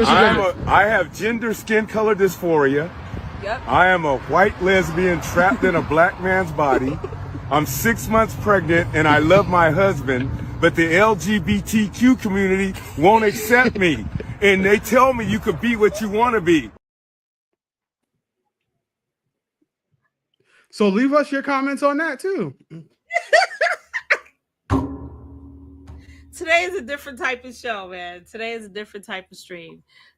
That's crazy. I think that it sounds funny, but this is how people really think. And I, you know, not to judge or criticize. That is I'm like, he said all of that stuff, and he just said, "And my husband loves me." And I'm like, what the hell does that have to do with anything? Because you can be whatever you want to be in your mind. No, he can be whatever he wants to be, but he just just totally off topic. My husband loves me. What the fuck does that have to do with anything? Listen, you can say whatever you want in this country and be whatever you want in this country. And that's it. That's the closing argument. Say whatever you want and be whatever you want in this country. That's it. It's up to you. I want to disprove that and say if you can't be a black female president in this country, according to the you know what? But that's the crazy part, that we allow for so many other. Why do we have like these barriers on some things when we allow a lot of things? Why not allow it all? Why not allow it all? Why not let this be the freedom of liberty, like 200% on everything? Be whatever you want. Why not let a minor smoke cigarettes if that's the case? Why not? Why control alcohol and the age for alcohol and driver's licenses? If a kid can show you that they know how to drive at the age of 13, why can't they get a license at 13? Because they probably won't be able to look over the steering wheel. You could get a high chair or something. You could get a toddler seat. You could get cushions. If a 13-year-old can show you that they can drive a car. No, that shit would be funny. You get pulled over by an officer and they're like, "Hey, your booster seat wasn't installed properly." Okay, let's unpack this. Like let's pull back the layers. If a 13-year-old can show you that they know how to drive a car, why can't they get a license at 13?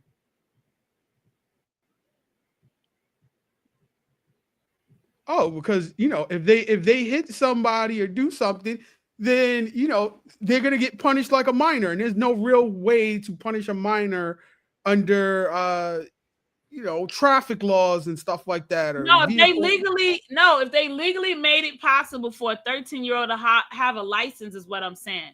If a 13-year-old can demonstrate, and I'm saying, so you want a whole bunch of 13-year-olds to be incarcerated for vehicle manslaughter or whatever. There's no incarceration. Adults drive drunk all the time and kill people. What I'm telling you is, why does the law say you have to be 18 to have a driver's license versus being 13 to have a driver's license? I think there's a certain level of maturity that comes with it, probably mental maturity. What kind of mental maturity if a 13-year-old knows how to drive a car? What's mature about that? You have adults that use cars irresponsibly as well. What is the difference? What, the 13-year-old is going to do something big and explosive like adults haven't already done it? My point to that is that we can control how we think a person is going to. We're advancing and saying that ahead of this, 13-year-olds are going to think this certain way and they're going to behave this way. Therefore, we don't give them a license. But somebody can be transgender. They can have male DNA and be a female. They can have female DNA and be a male. They could be whatever they want. That's okay. But we place parameters on other things that are more logical to me. A 13-year-old can demonstrate that they know how to drive a car. Why can't they drive a car at 13? Maturity. What's the maturity? You have grown-ups that get 3 DUIs back to back. Or they get a DUI and their license get revoked, and then they allow them to get a new license after they take new courses. That license should go away forever if you're showing that you're being irresponsible, and that's as an adult.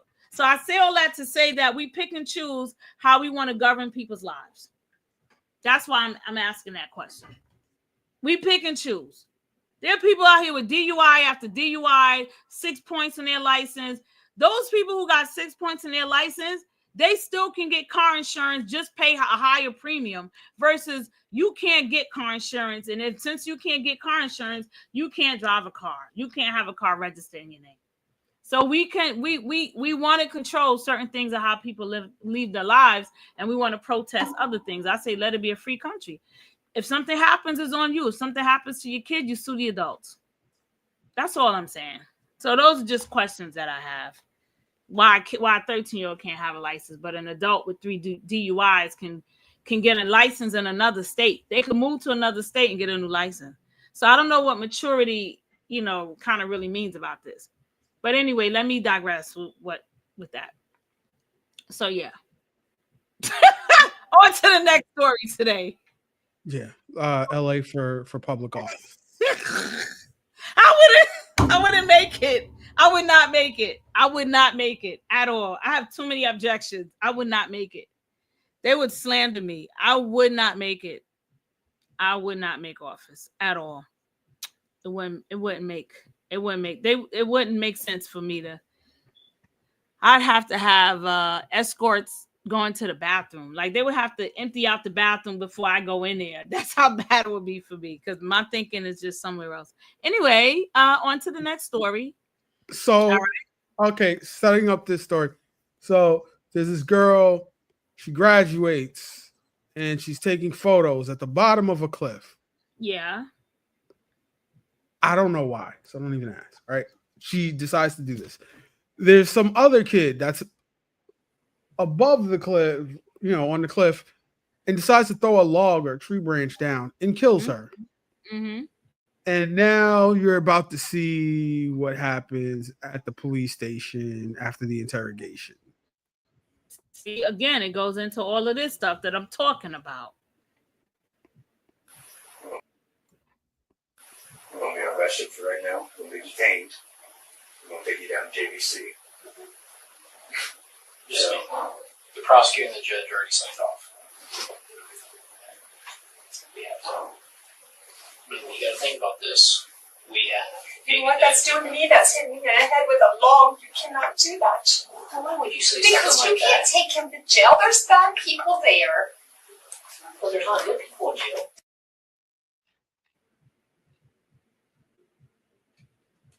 He just hit somebody on the head with a log. There's bad people there. He can't go there. And he meets that crime. He meets that criteria. Oh well, buddy. You and your mom can go to jail together. How about that? She want to be a cellmate? Like, you know, again, privilege. Privilege. It's all about privilege. And I like the fact that they are arresting this kid. She got a lot of nerves. Would you speak on your kids like that? Be like, nah, they're not going in. Would you? No, I'm like, you did the crime. You gotta do the time. What the hell are you throwing logs off of cliffs for? Like, this is some like 1800 shit. Like, this is what kids do when they're bored before TV and video games and cell phones. Like, what? It's real. It's real. It's real. It is real. Well, that's a lesson. Don't ever throw stuff off of anything. Don't stop throwing things. Like, if you're not in a space that objects are expected to be thrown, like in a park, don't throw it. Just go to the park you want to throw something, or join a sport or something. So, oh well, that's what happens. Oh well. All righty, what we got next? Now, this is where you have to be careful about what you do, right? Whether you intentionally trying to do something to somebody or not.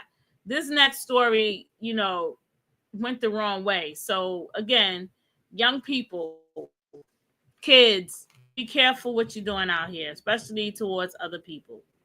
Be mindful. Oh, gee, you took the top off the Maybach. Why'd you take the top off the Maybach? Are you getting crazy? Huh? You know who you're playing with? No. I'm crazier than you. Okay? Oh, okay. Okay? Yes, sir. I'm fucking crazy if you don't know. Yes, sir. I'm sorry. Bring bullshit to me, okay? Yes, sir. Yes, sir. Your friend shit, don't bring it to me, okay? Yes, sir. I'm not here for your friend shit. Yes, sir. I'm sorry. Oh my God. Okay, the crazy guy's behind us. Let's take a right. Andy, get in front of me. Get in front of me.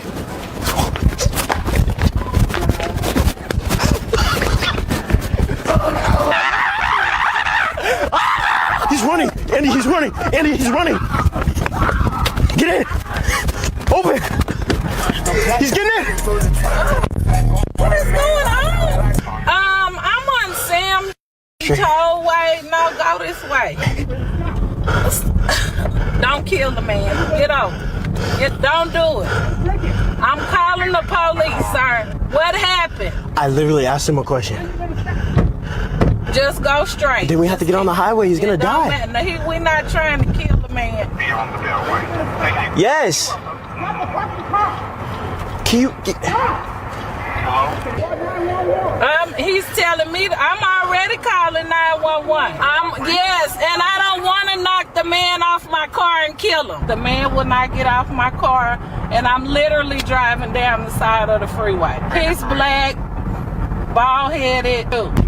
Hey, stop hitting my car! I'm on the phone with the police right now. Don't worry. Are you gonna get off? Where's the police station? Get off? This crazy man is on my damn car. The car been stopped. You ain't go. Turn. Dumbass. This is why they call us monkeys. This is exactly why. He offended me. He needs to stop. Whatever story. Escaping from what? Excuse me, I just want to know the situation on what's going on. I understand he's acting really erratically right now. Yeah, so pretty much we were in Walmart filming a little video. We're YouTubers, and I asked him, I was like, sir, I didn't know you took the top off the Maybach. Why'd you take the top off the Maybach? And from that Walmart all the way down, he jumped on our windshield, beat on it, tried to break it, as you can see. And all the way from Walmart? Yes. Yeah, on the highway and everything. And you have this on video footage? Yeah. So let me get this right. He's been driving on your vehicle Since all the way Walmart. since Walmart. Yes. Yeah, and he was telling us how he is crazy, and so we walked away, we left, and he jumped on and stuff. But you look really good today, by the way. Shut your ass up. If you don't shut your damn ass up, this shit is serious. Or you come and tell the person so you can be understood. I didn't shop, you walk to me. Still back here for sure. And he's a minor. Well, I'm. Well, there goes the question of why we have to regulate minors. There goes the question of why we have to regulate minors. There goes it. So your tangent goes full circle. All right. I see your logic. That's why we can't trust minors with anything, including vehicles. But this lady did not tell him to stop the car. She told him to advance and get onto the highway. That dude said, as I said, there's a mental health crisis. We need to segregate the sane from the insane. And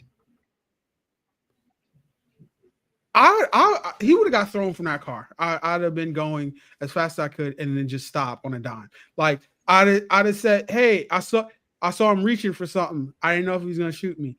I feared for my life. He was banging on the hood. I didn't know if the engine was gonna explode. I feared for my life." You're on the car. Hey, I'm fearing for my life. You got it. It's either me or you. That story could have gone so wrong because he could have gotten injured and then be suing them. Because even though he's on their vehicle, they're not supposed to drive that car.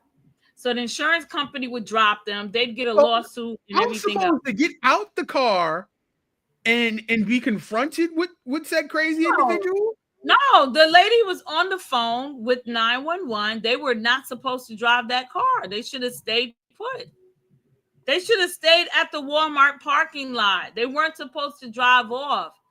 It's dangerous what they did. No, I like. No, you can't blame that's like blaming somebody for playing in traffic. Yeah, well, the guy hops on your car, and as a responsible driver, a driver's license is a privilege anyway, right? To drive on public highways and streets. And you see the guy on top of your vehicle and you decide to drive. Like, how does that make sense? She's on the phone with 911. Let 911 come. You guys are in the car. They're safe. Unless he breaks the window. How long does it take for 911 to respond? It doesn't matter. Anything can happen. Anything can happen in that amount of time. He didn't put out a gun.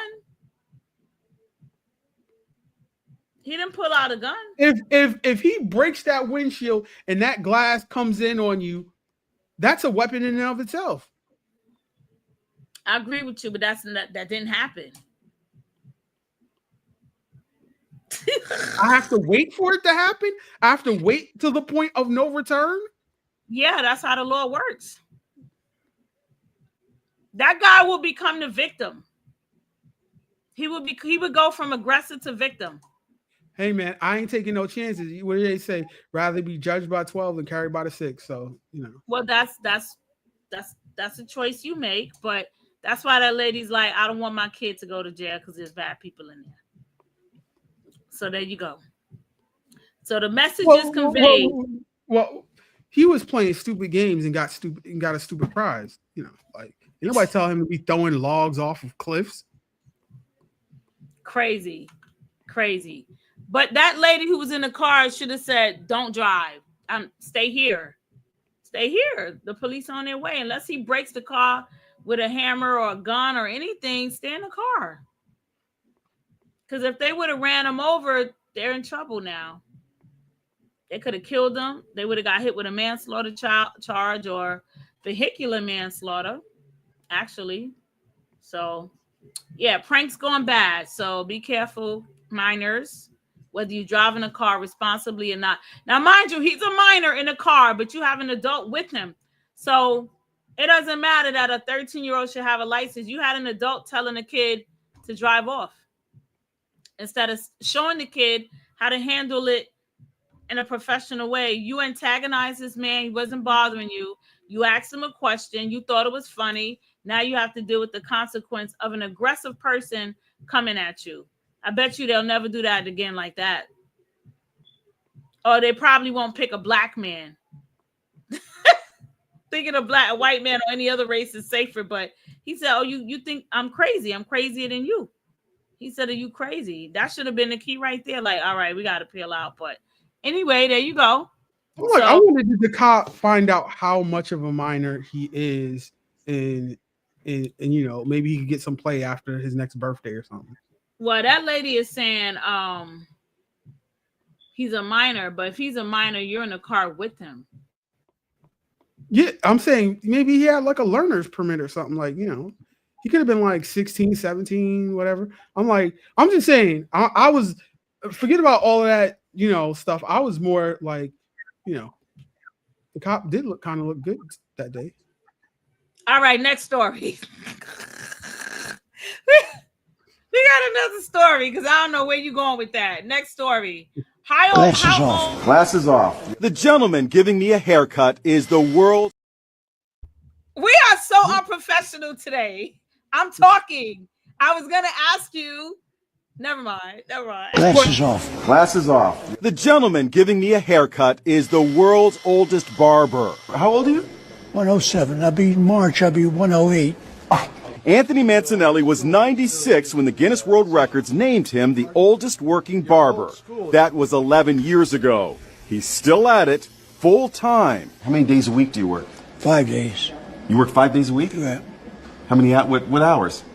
Oh, it's 8 hours a day. When he started cutting hair back in 1921, Warren G. Harding was in the White House. A haircut cost 25 cents. Look at that. Check out those manual clippers he once used. Business is good at Anthony's barbershop in New Windsor, New York, and he's got no plans to retire. Not yet. No, I says I'm old when I can't do anything. I'm working, that's okay. After all, he still has clients who count on him. That includes his own son. It is amazing, though, to see your dad here at 107 still working. I don't believe he's still going. But he's there. I see him every day. I go down and see him in the morning, and I come back home. Yeah. He's still going. He's in better shape than I am. So does he have a secret to a long life? He says if he did, he would have shared it with all his loved ones who have gone before him. That math ain't mathing. I'm like, they said he started in 1921. So when he started cutting hair when he was 3? Ooh. You might have discovered our first cap story. Did you use a calculator or no? No. I'm not that great at math, so let me go to my source. He's 107. Yeah. Wait, hold on. What year is that story? 2025? 2025. Hold on. Is that how you do it, right? See, I'm not good at math. Mine is what year? 1927? Mine is 107. I mean, because I don't do that'll tell you the year he was born. He said that he was working there since 1921.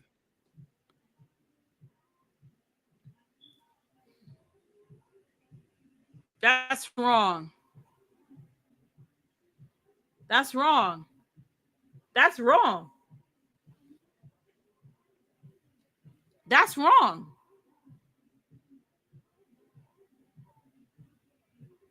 He's been working there since 1927, you said? 21. If he's been working there since 1921, yeah, you're right. That means he would have been like 5 years old. 3 years old, because 104 and 3 bring you to 107. That's a lying cap story. Yeah, they're lying. Wow, we got our first cap story. That's a lie. That's a lie. You're right. Because how I did it was, which is weird for me, I subtracted 1921 from 2025 and I got 103. And if he's saying he's 107, then it would have been 3 years old. That's how I did it. Yeah. They're lying. We got our first Cap story. So, but when you look at that 107 years that he's been alive, I'm like, Diddy better hope he lived to be that long, because that's about how long it might be before he see freedom. He was born in 1918. Yeah. He wasn't cutting hair. How could he cut hair? And he said that when he started out, it was 25 cents for a haircut. I'm like, is there ever a day when he just like rolls back the price? You know how like when there's stores and they're like, hey, this is the price of like a White Castle hamburger when we first started or something like that. Like, are there days when he gives haircuts for a quarter? But imagine getting a haircut for a quarter. How much money were people making? And what did it cost to build a building back then to have a barber shop to get a haircut for 25 cents? How much was rent? How much was real estate? Come on, $50? You know, in the 1800s, they was cutting pennies in half. That's interesting. That's an interesting story. That's an interesting story. All right, well, that's a cap. That story is definitely cap because the math don't math and numbers don't lie. So we got our first story at episode. What episode are we up to? Do we know? Don't know. Don't know. Yeah, I'll have to get back to you on that. But we got our first cap story based on the numbers. They lying to us. They lying. All right, what else we got? I know you want to talk Diddy today. Yeah, we'll get to Diddy right after this. I know. Black Chick-fil-A worker called Ape threatens to be put in a cage. I'm like, I just saw this headline and I was like, not at Chick-fil-A. It happens. It can happen anywhere. What's your problem? I'm just like, they're not like, they're having a lot of issues now. Like there was a story in Harlem where they wouldn't close for Malcolm X's birthday, and it was protests stuff. They'll learn. If they keep boycotting it enough, they're not allowed to block the entrance of the store. But if they keep protesting enough, people will be like, oh, wait, they are supposed to be closed today. I'm not going to go there. They'll learn. They'll figure it out. Harlem is a wrong place, like, to try that at. I'm curious to know how long it'll be before they decide that they shouldn't close, that they should close. I think they should close. You have to have culture. You have to have situational awareness when you're doing things. And there's definitely cultural awareness that you have to have when you are doing business, because you are opening business to everybody who lives differently and have different points of view on life. And if every other store is closing, why won't your store close? You're just showing that you only care about the money and you don't care about the culture and what happens with a group of people. And that's not okay. So I think they'll get the message. They'll get the message. Yeah, or somebody could send them an Amazon delivery, from that woman delivery driver. And that is true too. That is definitely true. But with this story about her being called an ape, why do people think that? I guess because we're dark skinned, that we closely resemble an ape versus other races. We all got the same bodies. Like, I don't know why this thing is still so complicated. Why are we still being referenced as apes? I don't know, but we know where it comes from. It's racist and it needs to stop. Hopefully she's suing. Yeah, she's filed a claim. Yeah. Good. Go. Good for her. Good for her. She's suing. All right, so let's get into the feature presentation. Dun, dun, dun, dun.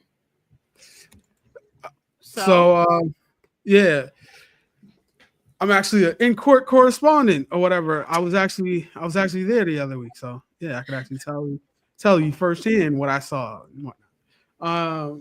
Well, no, I actually can't because that was an anonymous witness and all such other types of stuff. But yeah, you know, I got to see Brian Steele, YSL Brian Steele at work, badgering the hell out of a poor defenseless witness. Before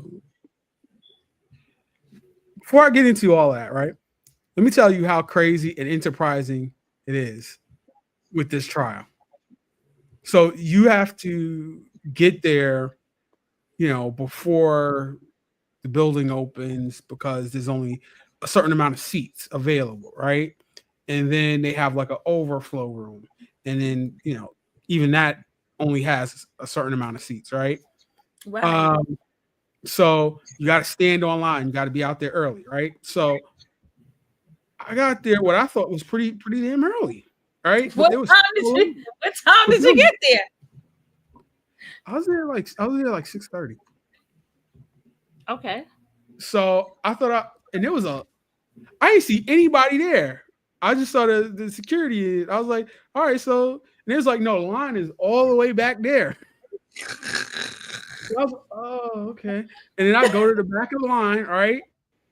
And you know, and this is like later on in the morning, they split the line into regular people and people with press passes, right? So everybody's on a single line at this point, right? And this person comes up to me at the back of the line, says, I'm first in line. I'm selling my spot. You want to buy it? What? I said, how much? 100? Oh, hell no. Wow. 50? Nah. 35? No. 20. I was like, so this is just like crackhead prices. Like the homeless don't have anywhere to go or anything to do, pretty much. They just stand there, get on the line first. Wow.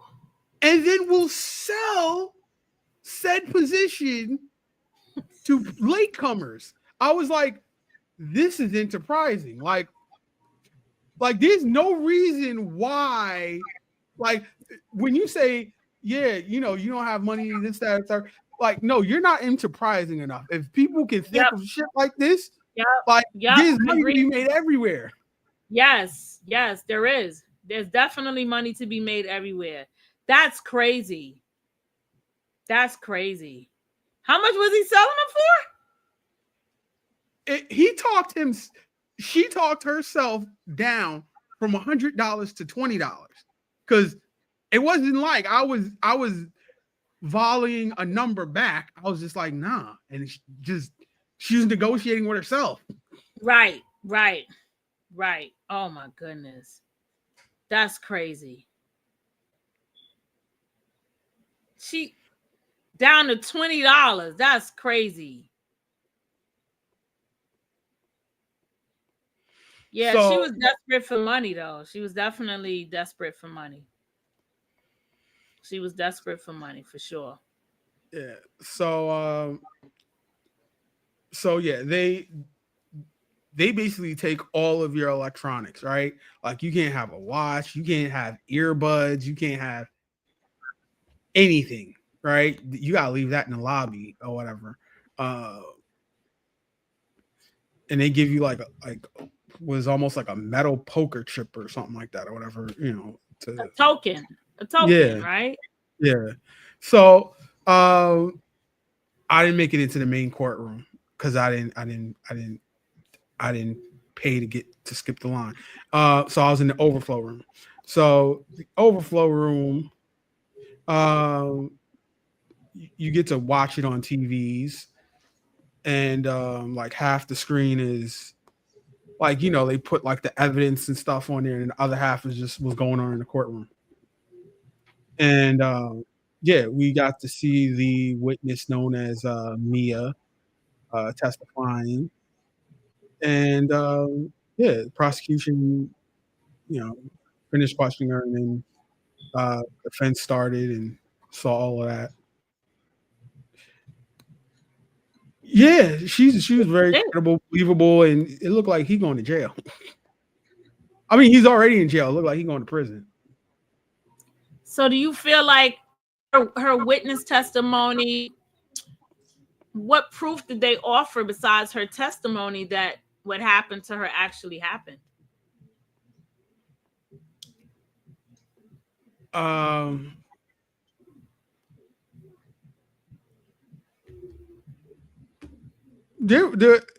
It was a lot of corroboration between different things. Like she was corroborating stuff that Cassie had said. She was corroborating stuff that what's her name? Capricorn Clark would be saying stuff like that. And it's like painting a whole picture. Like she's corroborating certain things that people will probably corroborate things for her. So it's like you can kind of tell us the truth because everybody's story is kind of jiving into place. And they're reading text messages and stuff. She has D-Rock texting her after Diddy got arrested to see, you good? Can I give I don't, it doesn't have to be a reason for me to give a gift to my little sister or whatever, all that type of stuff. So yeah. So it looks like witness tampering, or she wasn't considered a witness yet. She was, it didn't cross the line to be like egregious. You know what I mean? So it's like kind of it could go either way. But witness tampering is one of the reasons why he wasn't given bail, and it's not because they said it's not just him reaching out to people. He's having people reach out to people on his behalf.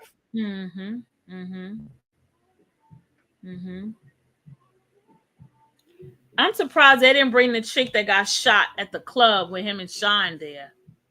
They're only going back. They said 20 years of what do you call it?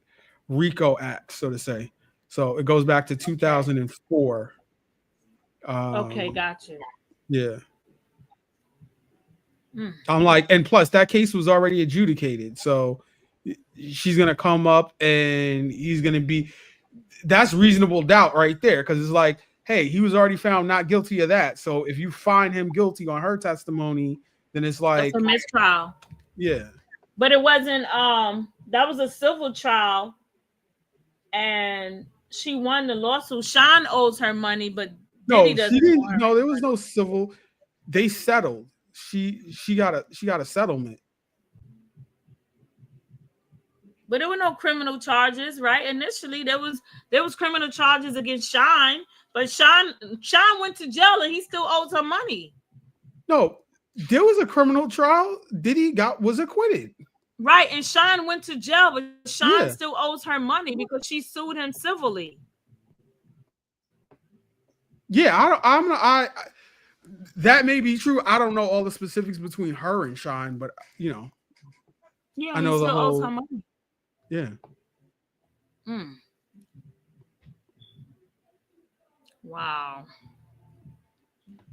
So okay, so I don't know, like what this week has been crazy with his ex-girlfriend, and I mean recent ex-girlfriend of like the past 4 years or so, testifying and talking about like they was doing freak offs all the way up until he was arrested.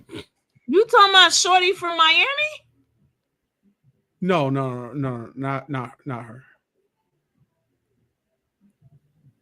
Not Young Miami, no. Who's the recent girlfriend? She's anonymous. She's testifying under Jane Doe. Oh, okay. So the recent girlfriend is saying, that's the one that had the baby for him. That's the one that had the little girl. No. Somebody else? Yeah, yeah.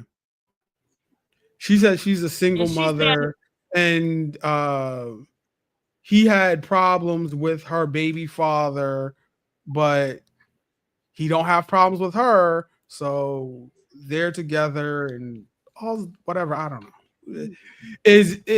They were together. She's a gold digger. Like that. Like this is what I heard somebody else say, and I thought it nutshelled and encapsulated this the best is you can be a gold digger and also be a victim at the same time. And I'm like, right.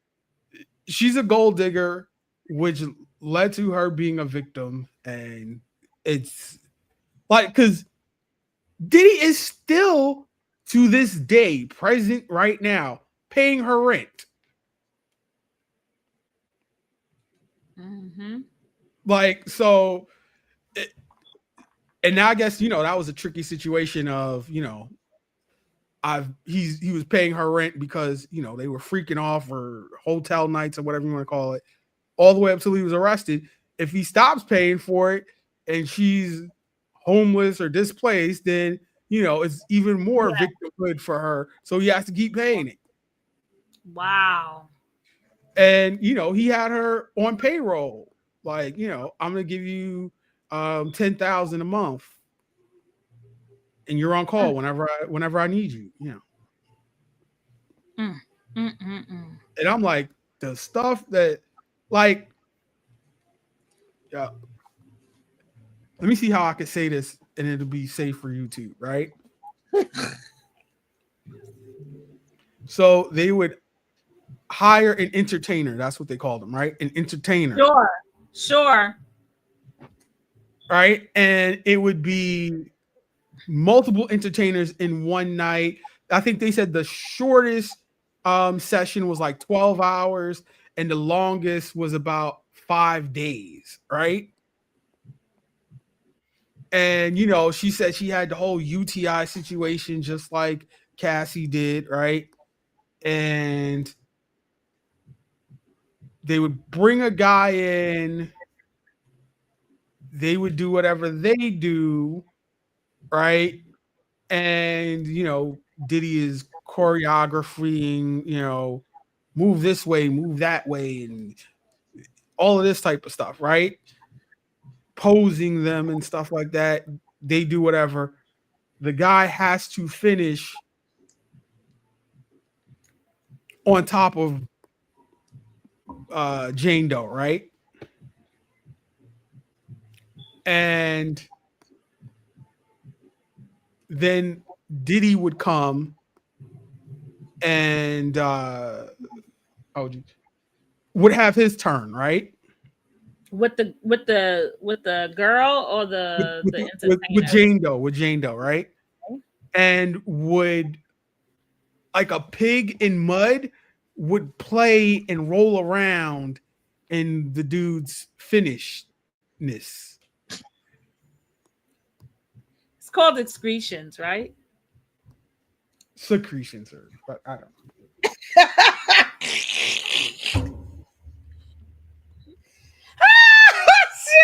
We're both crazy. Secretions, no, it's not this. It's secretions and excretions. This is hilarious. I'm like, Cassie said that he used to rub it on his nipples and stuff. I'm like, yo, this is like the new terminology. No Diddy is stamped for all of time now. Like, no Diddy. Like, forget about the no whatever before or the pause. No, that is too basic. You got to say no Diddy. So he would roll around in the entertainer's secretions. Yes. And they had multiple ones per night. Like there would be 3. Like one would come, do that. And then another one would come in, like they would shower, right? And then another one would come in. And it was just like, shuttling them in. And she was like, yeah, she had to take drugs to stay up. And you know, she like my body would be tired because I'd be on the edge of a bed or on the edge of a couch, you know, gyrating and doing whatever for hours on end. And she was like, she was crying in the shower, and Diddy was like, "I'm high right now. Don't do that. Don't do that right now." Wow. His level of ecstasy, like, and how high he wants to elevate, like his stimulation and stuff, must have been like on 1,000. That he has to, like, his mind to take in all of that and then have sex with these women afterwards. Like, that euphoria for him must have been like crazy. It had to be like on 1,000. I don't know what it's like. Like when people say you need to be more empathetic, I cannot be empathetic at all. I'm like, empathetic to who? I mean, to Diddy. I'm like, I have no, like, you're trying to say what it was like for him. I have no idea. Don't want to know what it was like for him. Yeah, but empathetic how? I mean, like this guy needs a lot of stimulation for him to go. He needs a lot of he needs a lot of stimulation for him to go. I'm like, he's a drug addict. He's a heavy drug addict, and he has her taking drugs on planes or whatever, which is drug trafficking. Which is, you know, she's like, I did it twice or whatever, telling me to put it in my my stowaway luggage or whatever. I'm like, yeah, that's something that kind of went under the radar because everybody was talking about, you know, him playing in the secretion, whatever you want to call it, right? But yeah, he has her taking drugs on planes. That's drug trafficking right there. So on a private jet, though. No, on regular. And they didn't find it? No. Like she said that she was talking to his assistant, KK, Crystal Karan or whatever, and she told her, "Oh yeah, you put it in your bag this way or whatever, and you'll be good."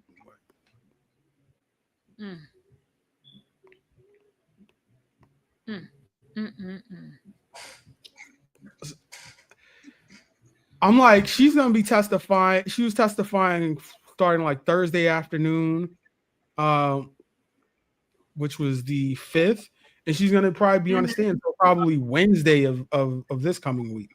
Yeah, because both sides have to question her. Yeah, and the prosecution hasn't even finished it, so she's gonna be up there for a while. And what, like, she's like, "Oh, I wanted to start an OnlyFans, and Diddy told me not to, and he was gonna give me money for my time." It's like, yeah, you're a gold digger, because it's like there's nothing, like, she hasn't said anything about any sort of violence. She hasn't said like Cassie, you like, oh, he was beating her ass to bring her back to that freak off, or you know, like the Mia, it was like, you know, she's, you know, he's R-wording her, you know, on a regular basis or what have you, and stuff like that. There's no force with her. It's just like, and it's like she's like, well, I don't want to do it anymore or whatever. But Diddy's like, all right, you know, I'll move on or whatever. And she's like, well, no, I kept doing it because I was scared that he would take away where, you know, paying for my rent and all this other types of stuff. I'm like, so then that's not move. I'm like, go someplace else. Like, tell her to move. Like, yo, get out of there. Yeah, he's not preventing you from living anywhere. You got to take that. Like, she doesn't really have a hard case against him, but the case isn't her against him. It's the United States against him, you know, and the drug trafficking is what more or less the biggest thing that she's brought out so far. Wow. This guy must have stayed high, man. That's like, oh well. So is it free Diddy or no free Diddy? No, you can't. No. Like, how do you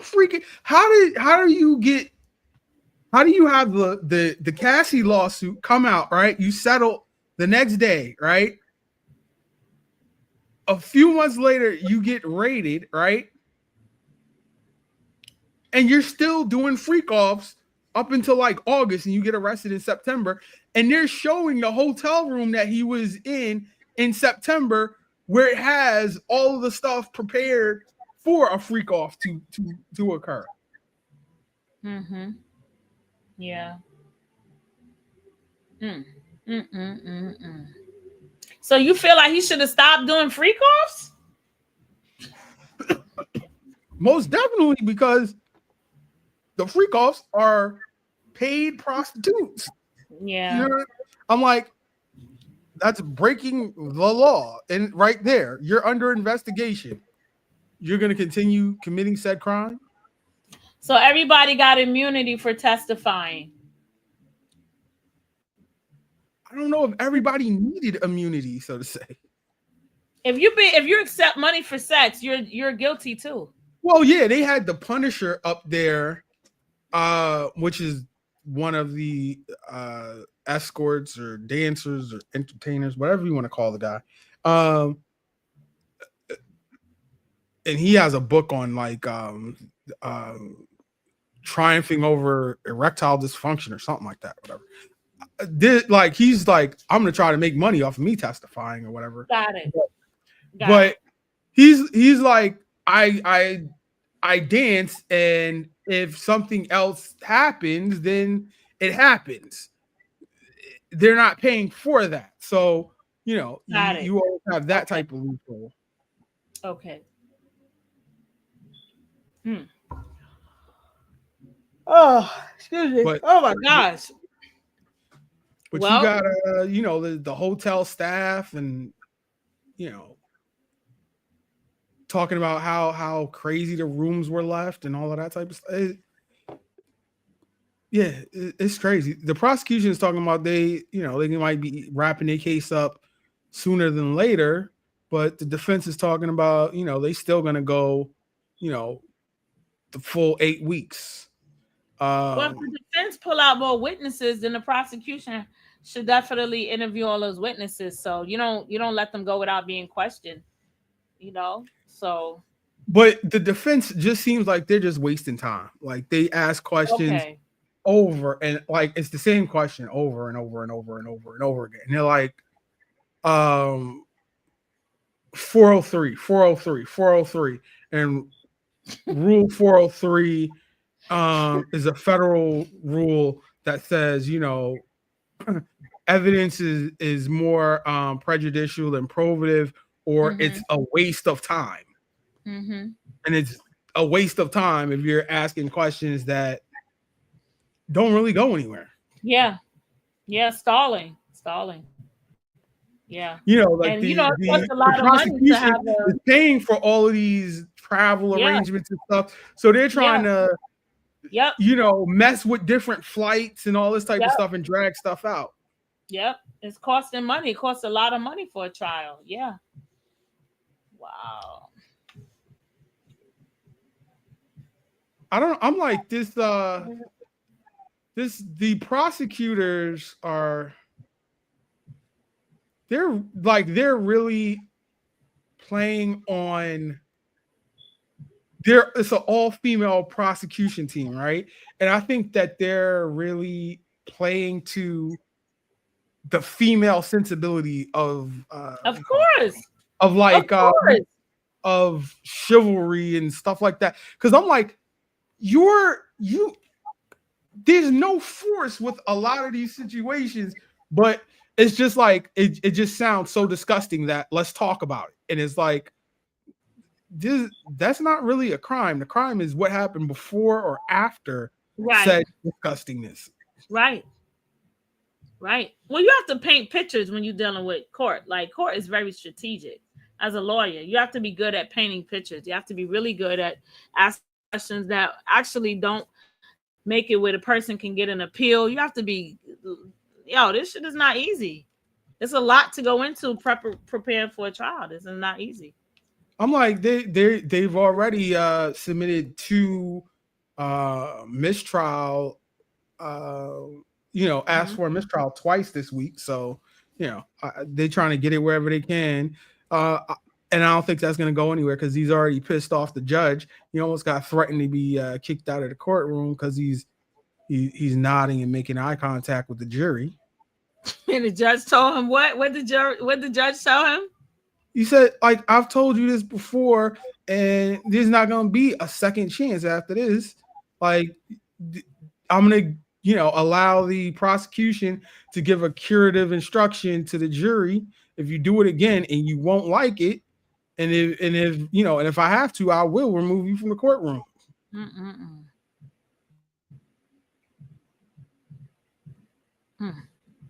And you have nobody speaking out on his behalf besides the one guy that keeps saying free Puff. He's wearing a free Puff shirt.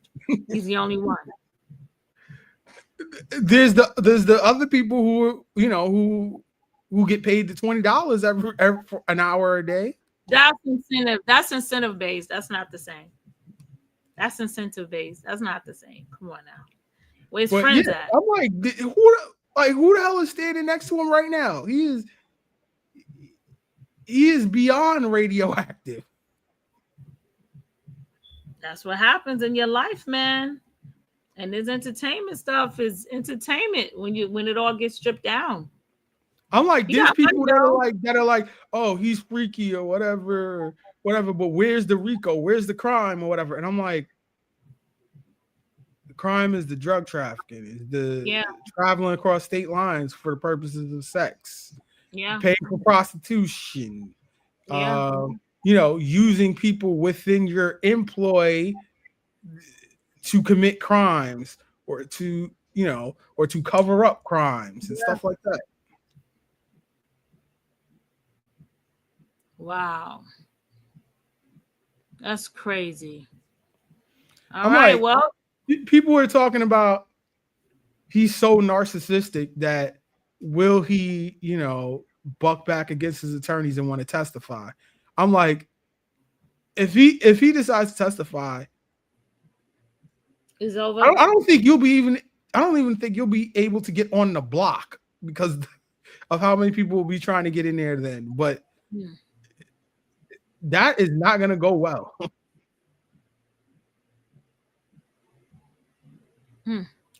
Well, he definitely know the names of all the jurors. Tell you that much.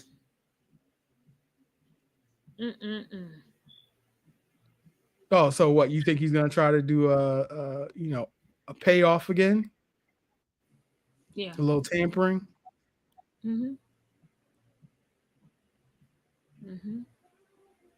Yep, money is power, man. Money is power.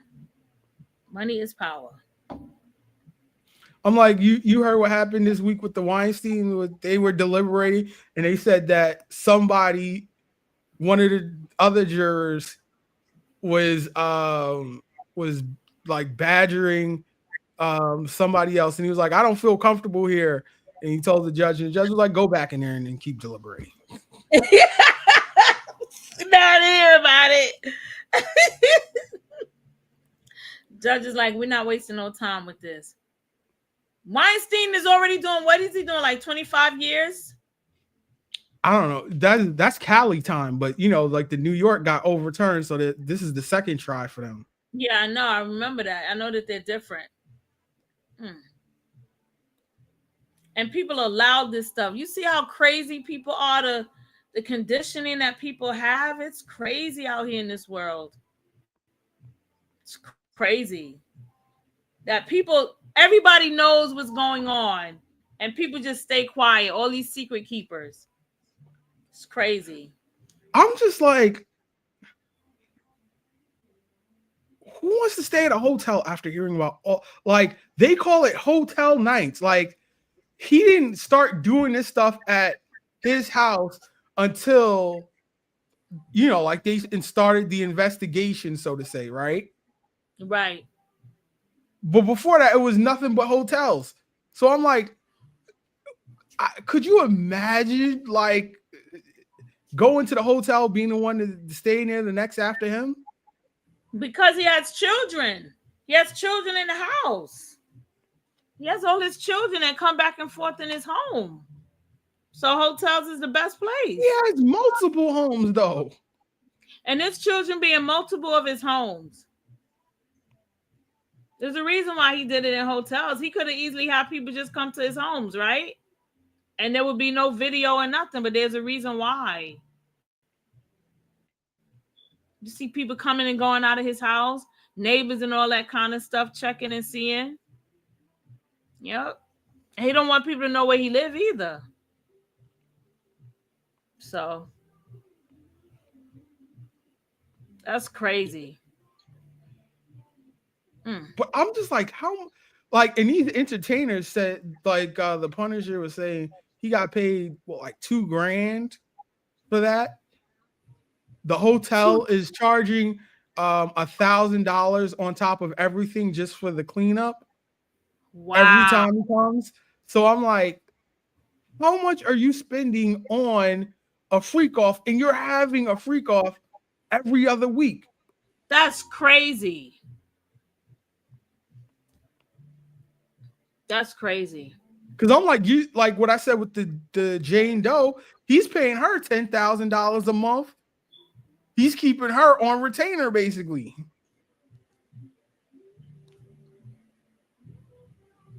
That's crazy. That's crazy. So you're gonna try to get up there to I could try. I could try to get there. You're gonna wait for the defense to put on their case. Or you're gonna come before the prosecution. I'll try to like, so we can have more of a collaborative effort on this reporting here. But standing outside early in the morning, I got stuff to do. Puffy's not paying me the money that I could be making to sit up there and listen to all this stuff. But I mean, I guess in person you get a different feel than what the sound bites are that come through the media, So I'll see. I'll think about it. I'm like, if you go on a date and it's raining, or if they don't have, like a big, like a notable witness, the line probably won't be all that long. And you was there from 6:30 in the morning? Yeah. You are loyal. But you got to use the bathroom. How you gonna use the bathroom? I don't drink a lot. Like, people are like always like, people go out for drinks and drink and just drink. I'm like, I'm not that thirsty. I've never been that thirsty. So I'm not going to the bathroom every like the Amazon delivery lady. Every stop I go to, I gotta go to the bathroom. I'm not like that. I drink a lot of water, so that's what I'm saying. Like, I don't know. I drink a lot of water. I don't know. I didn't have to go, but I heard, it's a federal building. I'm sure the bathrooms are pretty nice up in there. No, but you can't get in until a certain time. Yeah, I'm like, what do you call it? The building opens at like 8:00. Oh, okay. All right, no problem. Okay.